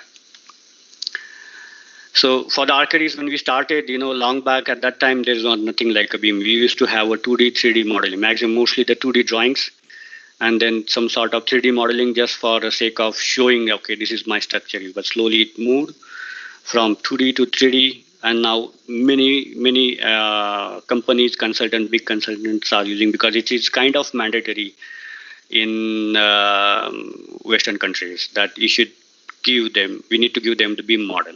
Okay, it's just not a 3D model. It's much more than that, as I said in earlier.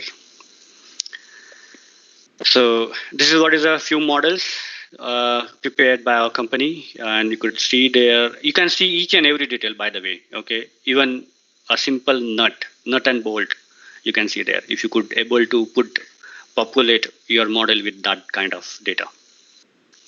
GIS, very important, because this will put your all data with respect to georeferencing. Okay, all data. Let's say it's a bridge, or you say your track, you have some sort of signals, everything. Okay, when you start the constructing your boreholes, or where are the boreholes, where are the utilities, where are the crossings, what are the landscape, where your household properties, and nearby your track or your structure, many things and everything will be there in that. And which will give you the very live data. Even if, let's say, I change something, you can really see online, just like a Google. Okay, but Google gives you the data which they want to show you. Okay, here you can see the data which you want to see it. So there's a difference. the fundamentals are the same. Okay, fundamentals are the same. They may be also using, I don't know about Google, but they may be also using some similar product like ArcGIS and QGIS, that kind of thing. So it's a big database, live data like a traffic. You can have it, and you can work it. So this is really very important for such a big projects where you need to deal with many people, many different teams, and lot of different data which is constantly changing. Now this is one more slide. I put it down. I don't know whether you will able to see the boreholes data there. Okay, this is a snapshot where the boreholes planned in that area are available in that area, or you can see it. So likewise, you can see your structure. You can see there that there is a structure there. You can see the buildings. You can see the water bodies and so many things, cuttings. If you populate whatever data you populate with that, you will get it there. Using the GIS, GIS can store the geotechnical or GI data also, and that data can be queried using a civil 3D. You can have a fantastic cross sections, okay, plan and cross sections. One can play with that, so it becomes quite easy to manage and manipulate the data. Not manipulate, put it in the way we want. Okay, not to manipulate means not to change. So it is really very, very important for a project of such a nature. Okay, big projects, which is long enough and spread enough on the wide length. Okay, so little more on the geotechnical parts. Okay, I will tell you. So when I thought that, okay, I should give some flavor of geotechnics because that is my core area. Okay, then I just listed down what are we doing, what is my team doing, in this. So investigation, testing, data management. Okay, that's the first thing come in my mind. Then the factual and interpretive report. See, there's a difference between factual and interpretive report. Okay, in India, we usually club this factual and interpretive at the one part, and then the person who is a geotechnical investigation contractor, he usually give recommendation based upon his understanding. But if you ask me, I'm not happy by that method. I would like to make the factual and interpretive reports separate, because interpretive report should be made by the design engineers, those who designing that particular structure, and not by the GI consultant. GI consultant can give their recommendation, but it should be weighted and used, I will say, not used, rather than saying not used. So little more chances for us to change in that on Indian side. So the ground model and parameter derivations, embankment cutting, slope stability analysis, earthwork settlements and heave calculations. Okay, when you have the excavation, there is a heave. When you have the embankment or the bridge, then there is the settlements. It's very important for the high-speed rail because very stringent requirement of the settlements, less than 15 mm, 30 mm, that kind of for So then your pile foundation, pile group, bridges, pile embankment to reduce the settlements, ground improvements, retaining wall, sheet pile wall, continuous pile walls in a kind of. Then the integral bridge analysis. Now what is the difference? Integral bridge is different. I had one slide, maybe I got a time, I will quickly run through that. Then the culvert, soil section interaction analysis, because some places it is very important and very crucial structure, so we cannot depend on the simple limit equilibrium or the general analysis. We need to do the AC analysis for that, to see the effects of different parameters, or to see the effect of structures, nearby structure on your main structure which we are designing. Then seismic studies, deep excavation tunnels, the damage assessment is another part where if there is a utility passing through, then what is the effect of your embankment construction on that particular utility? That kind of utility assessments is important. Then ultimately the design reports. Softwares, I just copied there, few logos, but not necessarily we need to use all that things. We mostly use the pile group analysis, Piglet, Repute software, some of the Oasis suite, Wallop, Holebase, GeoStudio kind of Pluxees, had a Midas also, but not using that in ARCADIS. Okay, so little more about the geotechnical Okay, before that, whatever you could see, the dark one, the black bold lines, I'm going to discuss little more about that, not all. Okay, so the geotechnical investigation is the first one, which I will give you a little more insight. Okay, but on quickly. Okay, so as I said earlier, this GIS is a platform which we use to manage the geotechnical investigation data. It is used to manage for many other data, but but with that we use the borehole and the logs and everything can be used by that. We are using it for that. Now, just see in this in this 90 kilometer of the area which we are working for the one of the UK's project for the high-speed rail.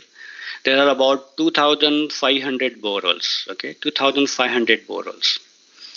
So if I just divide it by that 90 kilometers, I get 36 meter. Every 36 meter, there is a one borehole.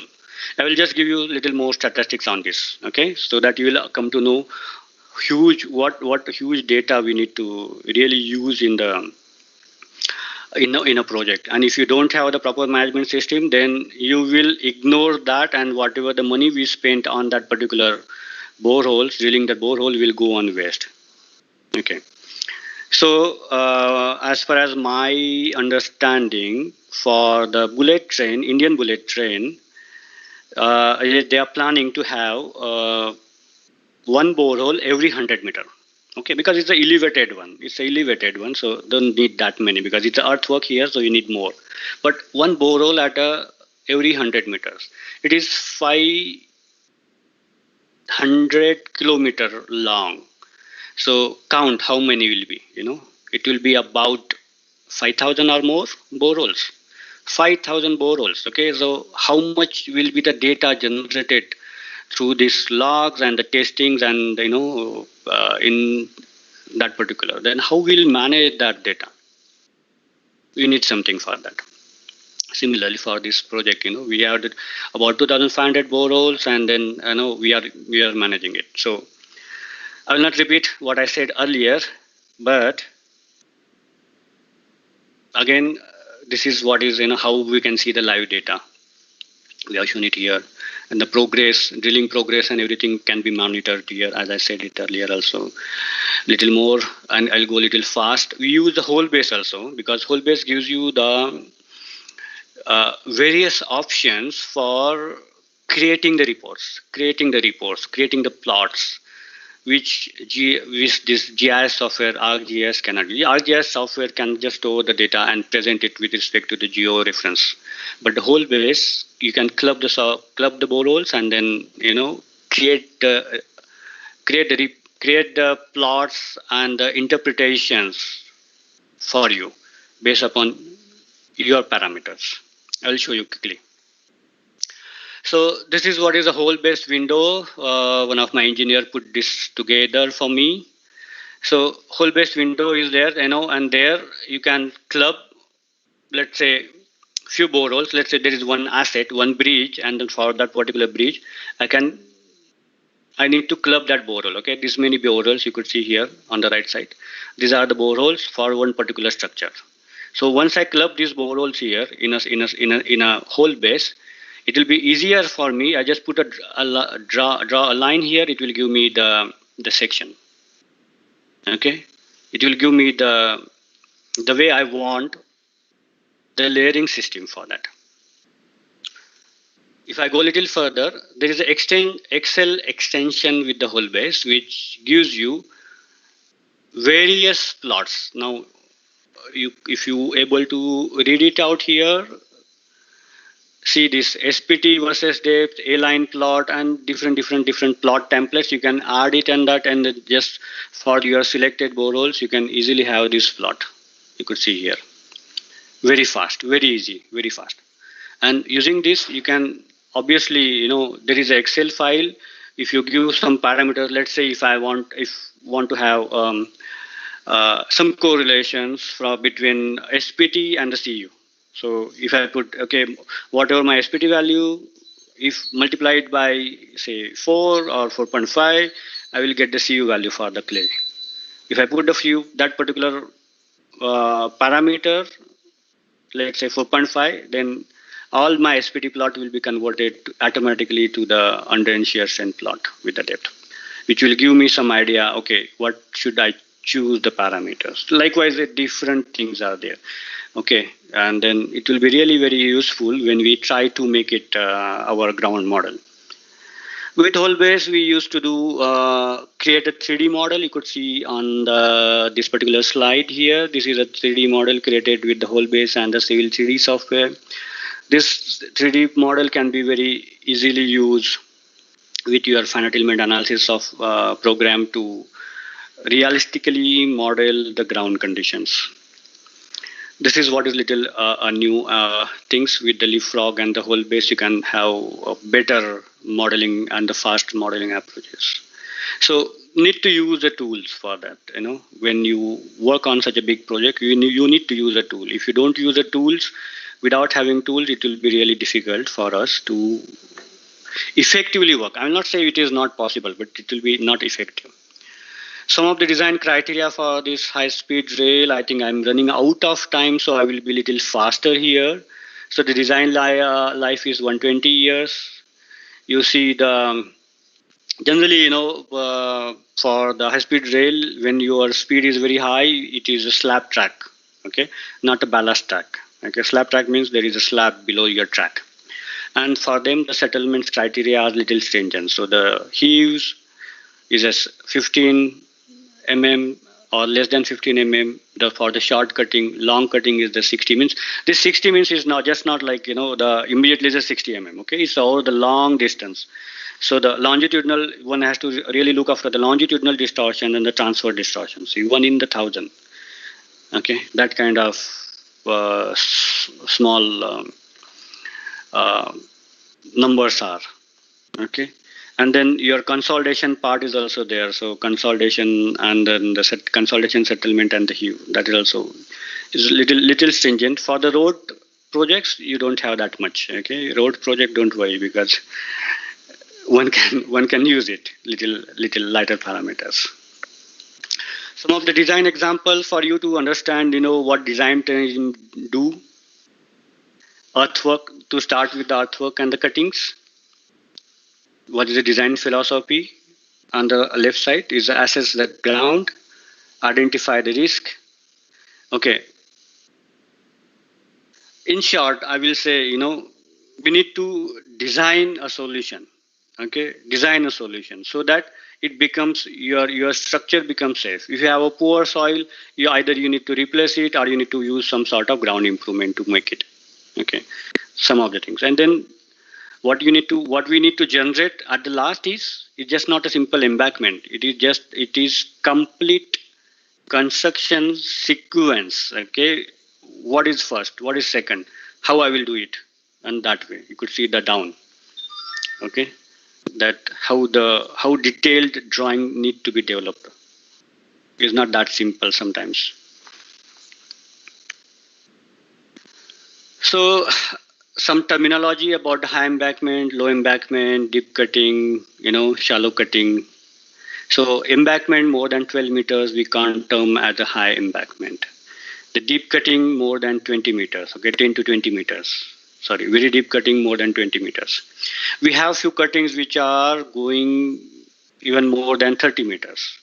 So if we have a cutting like this, a 30-meter cutting, which is a very, very huge, just think how much will be the heave here.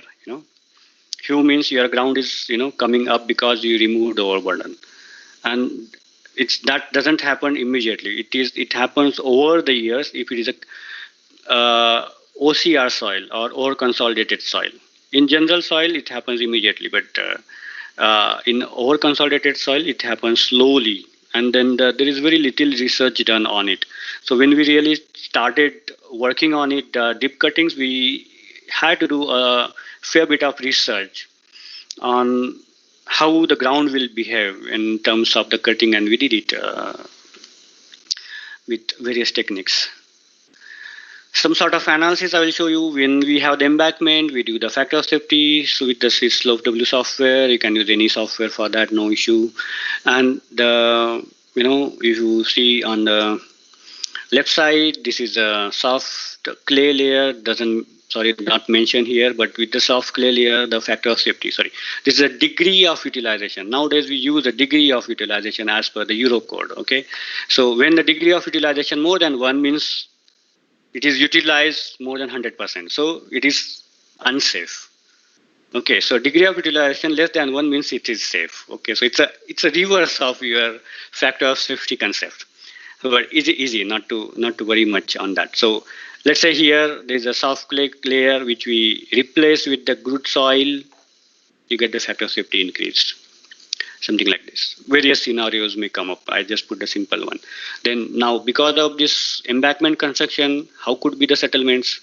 So using either with the PDIPs, we can really track it out. We give different loads and see how the settlements at the center of this. You could see here over the distance, and this is a settlement. Sorry for this is not clear, but I think this is about a 35 mm settlement from 0 to 35 mm, and this is a min meter the distance. So means here the maximum settlement, obviously it will go on reducing on other sides. Okay, so we analyze for the embankment and the settlements. Likewise, when there is a cutting, we analyze for the heave. I will show you, see here the factor of safety, not factor of safety, this is a degree of utilization 0.66, means factor of safety more than 1, it is safe. If it is not safe, then we have to flatten the things or put the soil nails or do something else. I put there something sheet pile wall, reduce it. I know many other things are possible in that, within that. But for the particularly high-speed rail in the UK, we prefer to have the flattened slope because the design life is very high. And then if you put any structure there, it may not long last. So a little more on the heave analysis, heave study, we did it with the different things. It's just a simple example. I will not say this is a pure research, pure heave studies, but it's an applied one with one particular structure. So in a Plaxis, this is a finite element software. This is what is a section which we have to excavate. In the layers, we excavated it. We put a portal there, fill the backfill there, and then analyze it. So what we found here, this is a typical one. Not necessarily it will happen everywhere, but it's just a typical how we did the analysis. So the excavation stage, the 10 mm displacements, 10 mm heave. Okay, then as it process, then your heave increase up to 90 mm, and then during the construction period, and then there is a settlements. This is what we found through the FE analysis. We use for this analysis hardening small strain constitutive model. Okay, because if you want to study the settlements, you cannot use the more column. More columns in when there is excavation gives radical or not correct results. Okay, erratic results. So better to use something hardening soil model or the small strain model. Similarly, for that particular, if you've seen earlier, there's a bridge, and for that bridge foundations, how the settlements are. You could see here for the left and the right. And this is what is a differential one. So what the structural engineers are important.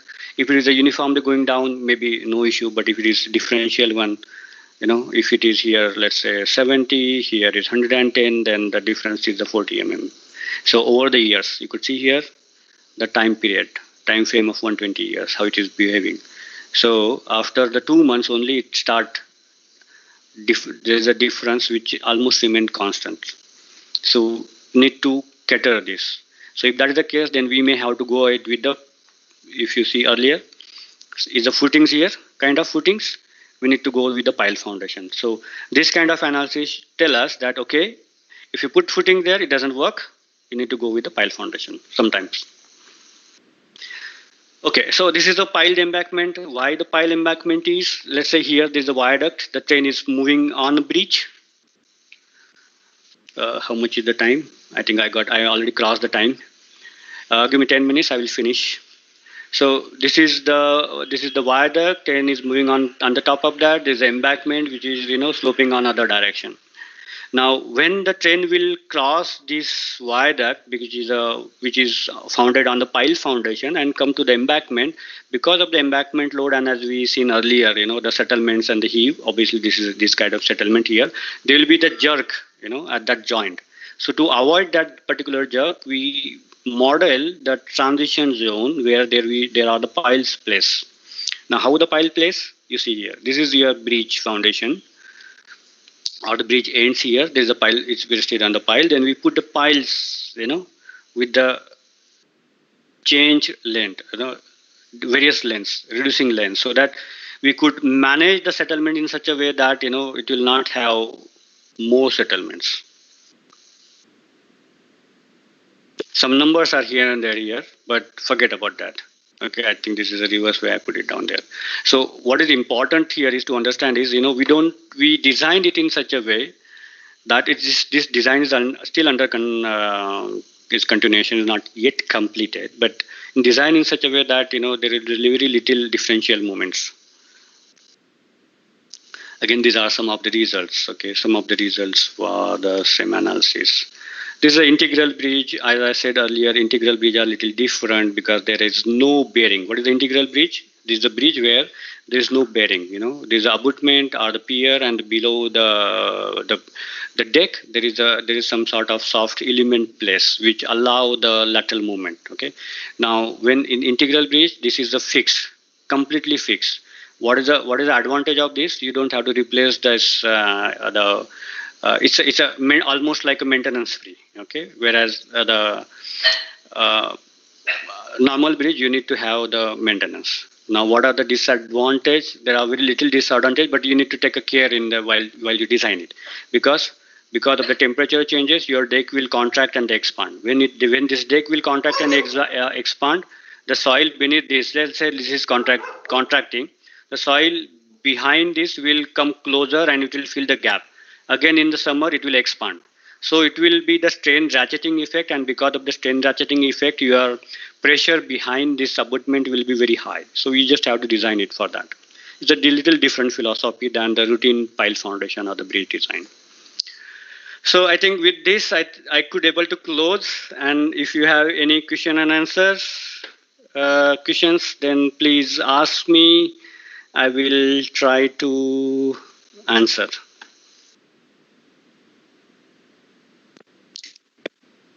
Thank you, sir, for this enlightening session. So now the platform is open for doubt queries. If there is any doubts or queries, please feel free to unmute yourself or post in the chat box.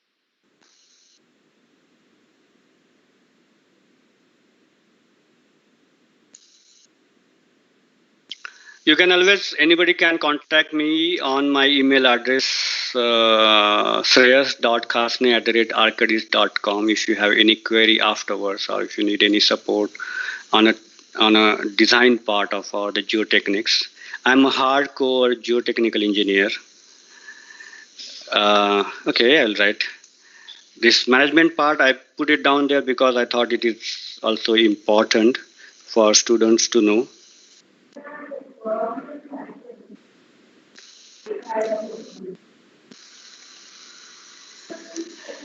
Okay.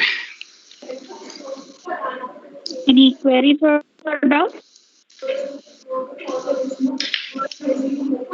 It was really very generic presentation, so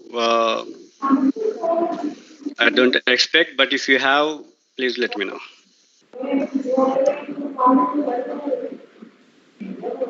I'm Dr. Narayanan, head of the civil engineering department. I think you have brought very nicely the complexity of such huge projects. We had a session on BIM earlier this month, in which the importance of BIM was highlighted. So the students are well aware regarding the application of BIM in projects like this. So I think you have very beautifully brought out how all the different parts of the projects are tied together using BIM, and also the complexities of the projects. And students need to be aware that a person can build up a career along these lines by aiming to get into companies which do such sort of work. But the question which I wanted to ask is regarding the high-speed rail in India. How much percentage of the work is over?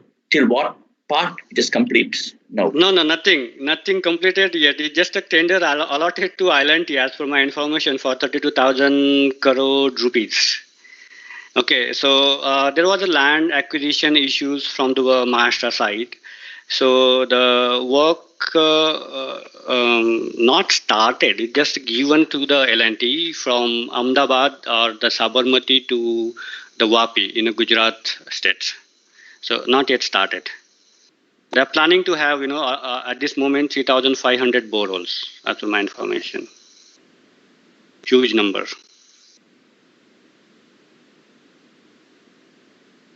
And this is really good that the students knows about the beam.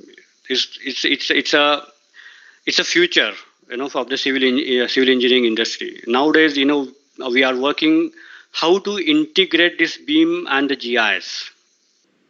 Integration of beam and GIS, automation, because right now we still need to have human interface, but it may possible in future that many activities of civil engineers, design of civil engineers can be easily automated. And at that time, if you don't run or meet the demand of future, then you will be lagging behind.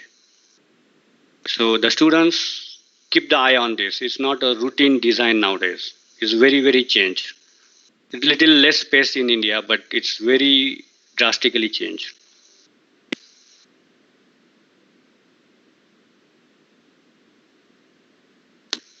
Any more question? Shreyas sir really came to know about the future design concepts right now going on the present scenario. Actually, the students might have got an idea how actually we are still in the investigation part, borehole taking and doing all these things. Sir, is it the Plaxis which is used for that settlement prediction, sir? Yes, actually we are using Plaxis 2D, 3D both. Yeah, Okay, Plaxis okay. use. Yeah. Plaxis is used. One can use any other software. I'm not advocating Plaxis. There's a Midas also, on the Jade Soil is also there. So various different softwares are available. But we need to use any FE analysis software for this huge prediction minimum. Settlement prediction, there are some proprietary small softwares available. But when you want to do the soil structure interaction analysis part, you need to use some finite element software. Okay, sir. So regarding the query for being a student, being placed for a company, what all software they should equip so that they would be having a placement after MTech or after BTech. After MTech, we have MTech course in geotechnical engineering. So I'm asking about how what all they have to make a preparation so that they will be trying to get a job in the design part and the latest way of possibilities. Can you please suggest? See, first of all, for the students, I will say, it's not necessarily one should go only in a design. Because if you start your career with the design, then it will be a little bit difficult for you to understand the practicality of the, engineering structures. But yes, if you have something like you manage your practical things and the theoretical things and the design part, it will be good. About the softwares are the tools. It's not as such hard and fast, but knowing that will make your life very, very easy. Okay, what softwares you need it? I can't tell you the names there. Okay, you can take it from my presentations. But what you need, what are the basic things? Is the slope stability. So you should know something about the slope stability. You should be able to use any one software. If you're able to use one software, the other softwares are almost similar. So not to worry much about it. One about the pile foundation, analyzing pile groups. People are not doing in India the pile group analysis. Very few are doing pile group analysis. They just calculate the load on each one pile. Okay, 1,000 kilonewton load. My 2 piles are there, 500 kilonewton to each pile. I'll do just it. But 2 piles is okay. But then when there's a 6 piles, 7 piles, then the corner piles take more load. Central piles take lesser load. Different chill settlements are there. So all that things. So pile group analysis software, one which one needs it. Then some sort of the retaining wall, excavations, the sheet pile wall, that kind of retainings, that kind of softwares are there. And the FE softwares are there, finite element analysis. So this is 4 or 5 groups where you really need to have basic understanding. I will not say the mastering, but basic understanding when you come out of the college. Yes, I got an idea about the basic things. So you're conveying that they should go to the field along with the design pattern. Then only they will get a total awareness. That's why I'm focusing too for the MTech students too, and also the BTech to go with the consultancy along with the MTech courses, so that they will get a field exposure as well as a preparation in that design part, so that when they pass out, they'll be helpful. That's what we also focus right now in the curriculum. So thank you so much for the information, sir. And it's left to the students right now. So one more question which I would like to ask is, you are working in a company of this, doing such sort of work. How can a student aspire to plan his career so that he can move on to such responsible and great jobs in future? See what company look after, when we took a fresher. See, you are for the MTech, okay? Mostly the geotechnical engineering companies, they usually prefer to have the master's degree. Now, I'm associated with couple of engineering colleges where there is a master's in geotechnical engineering, and I found that the research they do it, it is of very little help to the industry. So if we have the last year master's thesis on such a topic like your excavation, shaft, tunnels, or something like which will give you insight of the civil engineering problem, then it will make your CV very strong. Okay, and it will be easy for us to pick up the students. Otherwise, everybody has the same thing. Someone has a liquid limit, someone has. I'm not denying the importance of that, but it doesn't make us attractive to pick up someone immediately, because anyway we have to give them a training. Hope it is helpful. I just put very, very, very blindly my thoughts. Okay, sometimes the teacher don't like it. But yeah, definitely, because yeah.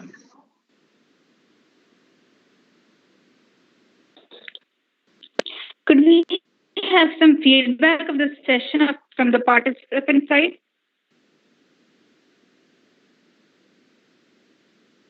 Good evening, sir. I'm Aishwarya, and I'm currently doing my PG on geotechnical engineering. Thank you, sir, for such a wonderful session on high-speed rails, which is rich with technical content. Thank you, sir, for your time and willingness for sharing your information with us. Thank you so much, sir. Thank you very much. Any other feedback? Yes, good evening. Good evening, everyone. all. Myself, Sonal Saluja, from I'm an assistant professor in Manavashna International University, Faridabad, Haryana. First of all, I would like to thank the organizing team for such an informative session, and I especially like the timings of the session because in the daytime were busy for our daily routine activities of college, and this time we give our time to listen these lectures, and the session was very informative. We got an idea about the engineering design aspects of high speed rail track, like alignment design, geometric design, and other aspects. And especially BIM is the new for me, and I got the information on the various functions that we can do with the help of BIM software. And thank you very much, sir, for sharing your valuable information. Thank you very much. Thank you, Sana. Good evening, all. Myself, Janita, I'm pursuing my first year MTech in Geotechnical Engineering. Thank you so much, sir, for your very informative presentation. That was really a thought-provoking session about engineering design for high-speed rail, especially about the safety moments, high-speed rail and its advantages, design, details about the bullet train from Ahmedabad to Mumbai. That was very informative, sir. Then about the design engineering for high-speed rail, geotechnical design and the criteria and the examples. That was more helpful to understand more about the topic. It was a very interesting session too. Thank you, sir, for making us aware about these kind of things. Thank you so much, sir. Thank you for inviting me to the conference. As a small token of love and gratitude, on behalf of IG Student Chapter, Marine Engineering College, we would like to give in a token of appreciation to the speaker of the day, Mr. Shreyas Kachane, sir.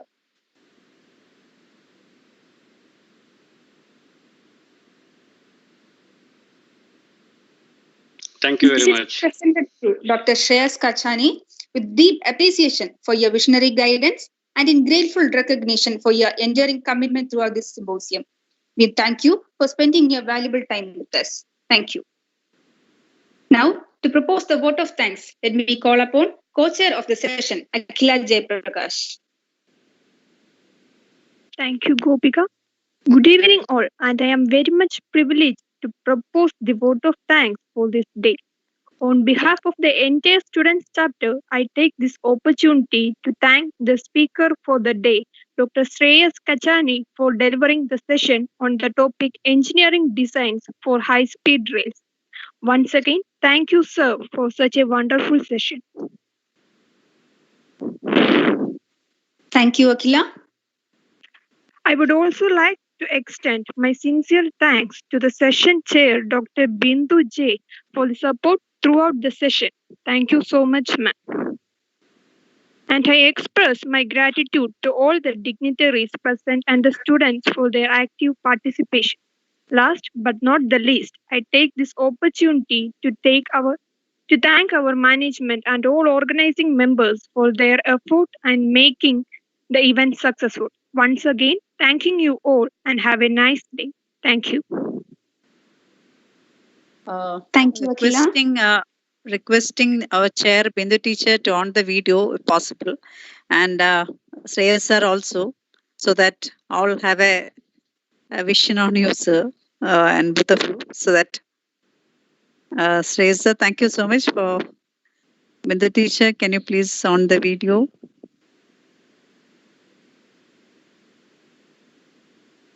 The background is my office photograph, office picture.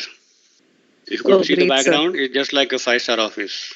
Yes, yes, we are seeing it, sir. It's in Mumbai right now, sir? Yes, in Mumbai. Yes, in Mumbai. No, but now because of COVID, it's closed.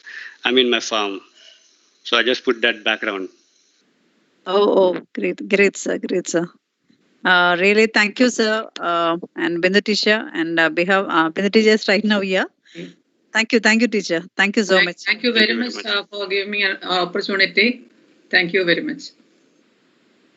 So that I'm really thankful to Dr. Shreyas sir, because right now from the starting of the symposium, I was in contact with him. Really, our mediator was actually my friend Srikant of ARCADIS Singapore. He is connected with Shreyas sir, and we had a talk. And he only confirmed that Dr. Shreyas is the master of geotech and in design pattern and all the projects. So I should contact him. So I've made a word, and the first word itself, we agreed to do the presentation for our students. Really thanking on behalf of our organizing team, sir. Really, we are really honored by your presence and your valuable session, because we got a lot of information regarding the same. And I thank Sona ma'am from Faridabad for your appreciating words for the organizers. So thank you. It's our students. Hard work is going on smoothly. So thank you, Bindu teacher, and the whole participant team to be with us today. And again, we'll be back tomorrow. The remaining part will be conveyed by our student coordinators. Thank you, Shreyas, and thank you, Bindu teacher. Thank you. Thank you, everyone. Thanking you, Shreyas Kachane and Dr. Bindu J, ma'am. and all the participants for your active participation. I hope that all the participants have filled in the feedback form. If not, please do it shortly. We are also expecting your valuable participation for the upcoming symposiums ahead. And the next symposium is scheduled on December 4th, 3 to 4 p.m. on the topic Construction of Buggy Stations for Downtown Line Contract 903 by Chandrasekharan Sundararaju, and on the same day, 4 to 5 p.m. on the topic Underground Infrastructure in Singapore by Praveen Mulle. I'm indeed very happy to announce that we have scheduled cultural programs after the second session from 5 to 5:30 p.m. of Indian time. So all are requested to participate and make the event more successful one and support us. This is fully organized by students of Marine Engineering College from both BTech and MTech. So requesting all your participation for the cultural program. So with that, we are winding up this session. This is Gopika Govan signing off for now. May you all have a wonderful evening ahead. Thank you so much. Thank you.